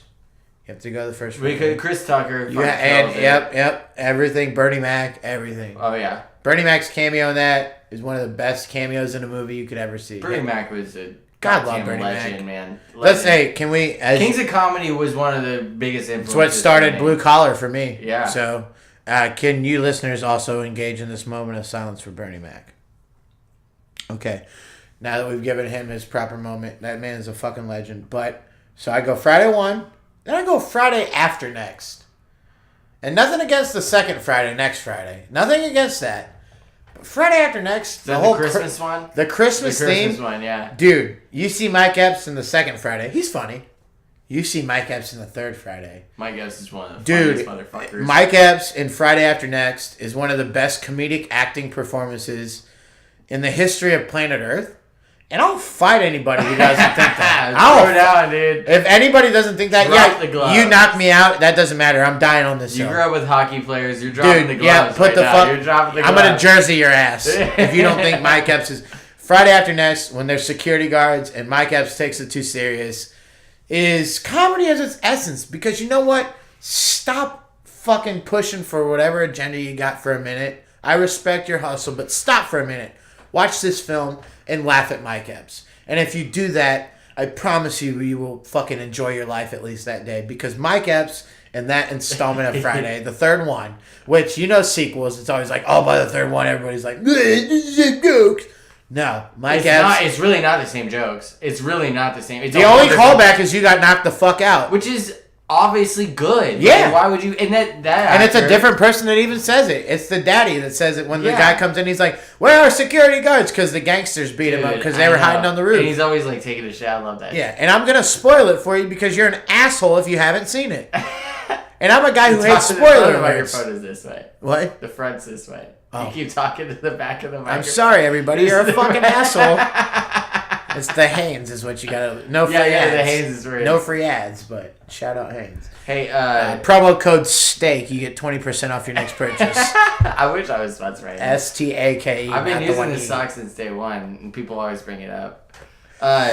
It's my windscreen. All right, so rapid fire to end this. Let's end it because I Yeah, got sure. about 2 sips Yeah, left. rapid, and half a cig. rapid fire. 5 for Kobe. I'll go for a walk later. I have 3 questions for you, but I don't know what the third one is yet until you answer the first 2. I like that. First question: favorite comedic film of all time? Man, it's so hard to say because you could go anywhere from Joe Dirt to Harlem Nights.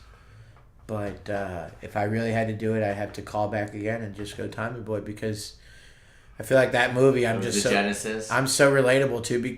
I mean, from the first jump, I was relatable to Chris Farley. Yeah. He was relatable to everyone. So the first scene of the movie is him being late to school. I'm late everywhere I go. People listening can attest to this. in college and shit. In fact, yeah. So he's running to middle school and then he misses it in college. Oh yeah. Good smash cut. And then he stops for the chicks, which I'm not gonna lie, chicks always. He like turns around. Yeah, and he keeps ladies. running. Yeah. But he's all nice about it. And keeps running. What's funny is when you watch I Am Chris Farley, they talk about how when he'd see chicks in class and shit, he'd just drop and do push-ups and be like, 98, 99. Or like 1,010.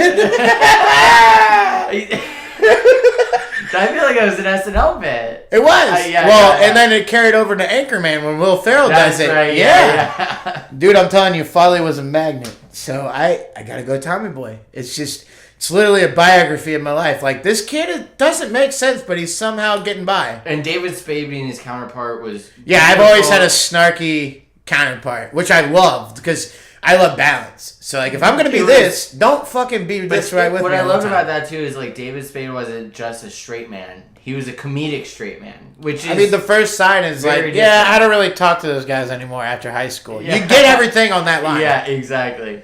What did I tell you about eating M&Ms in my car? Don't do it; it'll spoil your dinner.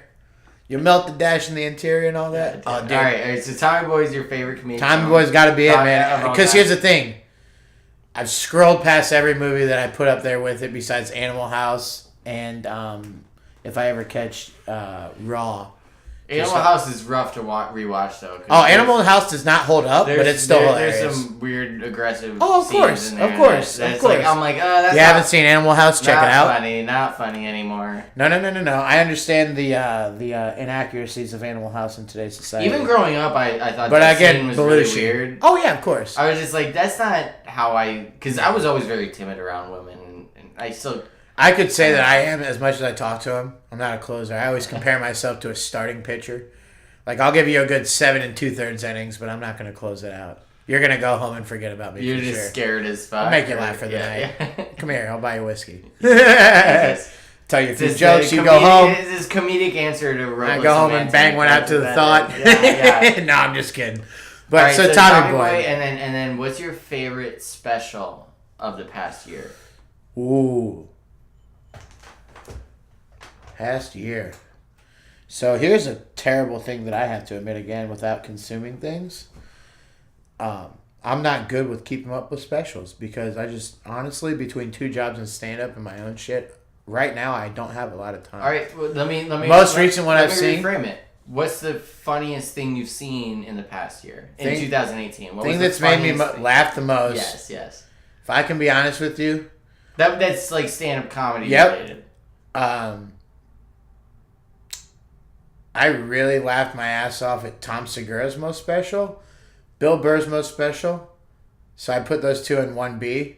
But 1A had to be when my roommate, when I was hungover one morning, dropped Thoughts and Prayers on me. I never thought that would make me laugh like it did. Because I knew who Anthony Jeselnik was. But watching him in an hour of stand-up was graceful. And I'm nothing like Jeselnik. I didn't see that. Yeah, I'm nothing like Jeselnik. But one thing I love, regardless of who you are and what your stance is in life, if you tell me a good, clean joke with no fat on it, I don't care about what your content is. I'm gonna laugh. If it makes you, I mean, I'm gonna laugh at that joke. Laughing is so visceral. Like we have no. If I can see, and it's probably because we've done stand up, and I'm not trying to be like, "Oh, we know better than you." No, comedy is subjective all across the board. I'm just telling you from my point of view. When I hear a good joke, if it's a good joke, I mean, I'll put it to you this way: my dad died of cancer in 2015. I took a month off of comedy. I just tried to get my life back in order because that is a traumatizing moment for a lot of people who have been through it. So they know. And I go back to my first open mic. And I go up and just a little bit of that. I get off. The guy that goes up after me was on fire at the point. I can't name drop again because I don't want to brag. I'll tell you off mic. But guy was on fire. And he came up with prepared material, did his first joke. Somebody heckled him. I think it was a fellow comedian. And the next 4 minutes, he roasted everybody in the crowd. And got roasted back a few times. One of them was by me. But that's here nor there. The point is, I remember one of his jokes that he made along the line was like, he was trying to close on a joke. He was like, I'll close on this. I felt a lump under my arm, and I thought it was cancer. And I went to the doctor. And I remember in the waiting room thinking, like, nothing like anybody who was in that spot. Like, I've seen 50-50. When you think you might have cancer, it's a devastating moment. All I could think of was, if I get a Make-A-Wish, I could probably get an hour special out of this. And I lost it. Thought it was the funniest thing I had heard in months. Like, fucking hilarious. It's a cancer joke. My dad just died of cancer. But I can't sit there and be like, my dad died of cancer. What the fuck's wrong with you? That was such a good joke in the moment. I can't hate that joke. Just inherently. You laughed at it. And again, to go back to what we were saying earlier, if you're offended at that, that's fine. That's your prerogative. I'm not here to tell you what to laugh at. I'm here to tell you to let people flex however they feel necessary. If you think childhood homelessness is a funny thing, if you make it funny, I'm going to laugh. I don't necessarily agree with like childhood homelessness, but I'm the type of dude that if you got a joke and it's a good joke, I'm probably going to laugh at it. So I guess like that's why I looked at Jeselnik's Thoughts and Prayers special when I watched it that morning with my roommate.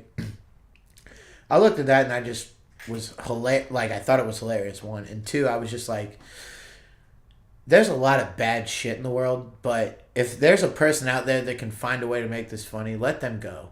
Because even if you don't think that's funny off the grip, down the road they're going to hit on something where you're like, you know what? You hit that right on the head. That is a great opinion and a great joke. That's a fucking beautiful response. I haven't seen that special, so I think I'm gonna have to watch it. I think you'll like it. Thoughts and prayers. It's And good. No free pub. Book me, Anthony. That's an awesome response, though. Like, you got it very heartfelt there. That was beautiful. Yeah, it's true. It's just because that's how I feel about comedy, man. Like, again, like I'm really not trying to control how you feel. Just trying to make people laugh. It's it. Let people make people laugh. If we're all laughing, it doesn't matter what we're laughing at. We're all gonna go home after that laugh, fucking have a glass of whiskey and go to bed. Give your wife a little beating up. You know what I'm saying? Slap each other around in the bedroom. Be great. Right. Not beating up like that, of course.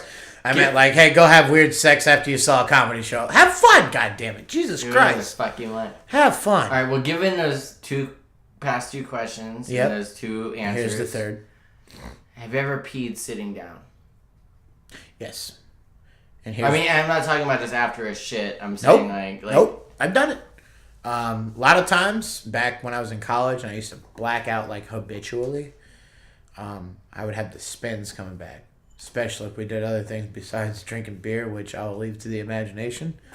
I get the spins. sucking a lot of peanuts. You know what sucks, dude? There was this bar, RIP Twos. I remember too. That was underground. The basement, that right? Was underground. Yep. You get the waterfall where they throw a glass of water in you. Yeah. I was with a girl that almost fought somebody one time. It was tremendous. She didn't expect the waterfall, but yeah. So at Two's, there used to be a sign in the back, or no, a drawing with a marker above the urinal.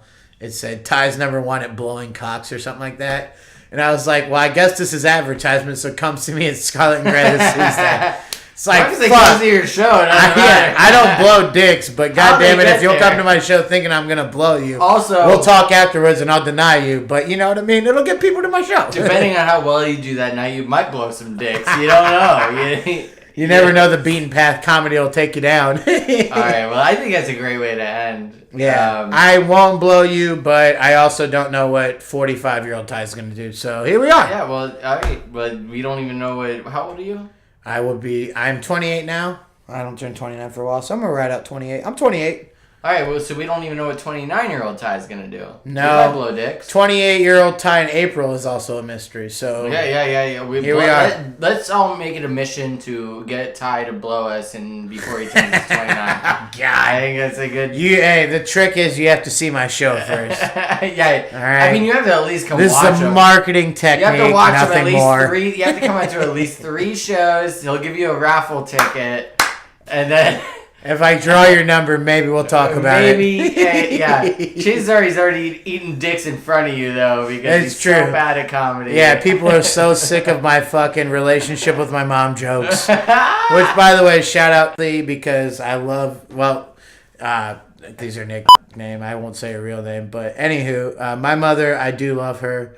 Edit her name out. But Your mom has Just a pick it. nickname that you yeah, say. yeah, perhaps. What the fuck is that? Edit this part because I definitely don't. No. No. I don't want her. Also, I'm not editing any of this, by the way. All right, edit out at least. But shout out to my mom because she's unintentionally and intentionally hilarious, just like my dad was, and that's all I can say. I love everyone. I love Logan State. Do you have any shows coming up? Anything you want to plug? I have the February 14th show at it's Bosco's Comedy Bonanza. If you follow me on Facebook, Ty Moore, I reposted a couple times throughout the week. I also have Chris Cohen's Rehab show, February 15th. So please come out and see those. I think both of them start at 8. I'm not sure where Bosco's is at, but they're both great shows historically, and I hope to make you laugh. Come out. And they can find these all on your Facebook page? Follow me on Facebook. Twitter is @Ty'sNotFunny. Actually, don't say Twitter because I'm horrible on Twitter. Well, Facebook, Ty Moore. Instagram? I don't have Instagram. No Instagram. Just follow me, Ty Moore. Ty Moore. Go to Bosco. Just Google Bosco's Bonanza in Columbus. You'll find it. I'm there February 14th. Or just Google and Oh, no. it'll be fine. It can take you anywhere. No, she's a person with a job, so I don't want to drag her down to my depths. No, I'll just beep it out. Yeah. Instead of editing it, I I'll love just beeps. beep. I told that joke on your show how I love censorship in some forms. yeah. The girl's gone wild. I will tell you that bit if you come to my show. 14th, Bosco's. 15th, February 15th. This is the year 2019. Chris Cohen's Rehab Tavern show. Bosco's Bonanza Rehab Tavern. Logan Steak. Go to Jimmy V's on Tuesdays, We people. broke We broke 2 hours. I knew it. We tried to break an hour. We broke 2 hours. Yeah, I don't shut up. That's my problem. And I think we like each other. Yeah. I think we actually kind of just like each other a little Yeah, bit, you know? 100%, dude. It's weird because in comedy, it's very cliquey. It's very sceney. It's very. And I'm not criticizing. No, you're not. This is You're how people speaking are. the truth. Just how people are. This is how We're people are in social. all aspects, it's like including high school comedy. and Yep. everything, and music and everything else. But you've always been nice to me, and you've watched me develop, and you've always been very open to me developing. I need you to keep doing that. You encourage me, and Yes. and I'm very privileged and very happy to have you here on the Thank mic you. with me and hang out with me. I look forward to coming back to your not even really dirty bedroom, just you know, It's dirty, dude. organizational tips will help, man. All right, Sweet Pea, what do you got? I agree. All right, give it up for Sweet Pea, everyone. Logan's tremendous cat. Yeah, she doesn't say much. No, we're figuring out cat translation. All right, well, Ty, fucking love you, brother. Thanks, dog. Thanks for having me. All right. Logan's dirty bedroom. Thanks for having me. Yeah, I told you I hosted your. I told you. See, you see. That's why you come see me. Well, I then flipped end it. End I flipped Close it. it out, dude. We're closing out. This is Logan's Dirty Bedroom. Subscribe, rate, review, give all the best ratings, 5 stars. Logan will probably buy you a shot if you come see him. But if he doesn't, still go see him, you piece of shit. Don't always seek out a fucking reward, you cocksucker. All right, I love you guys. Everybody take care. Logan, thank you. Thank you, man. All right.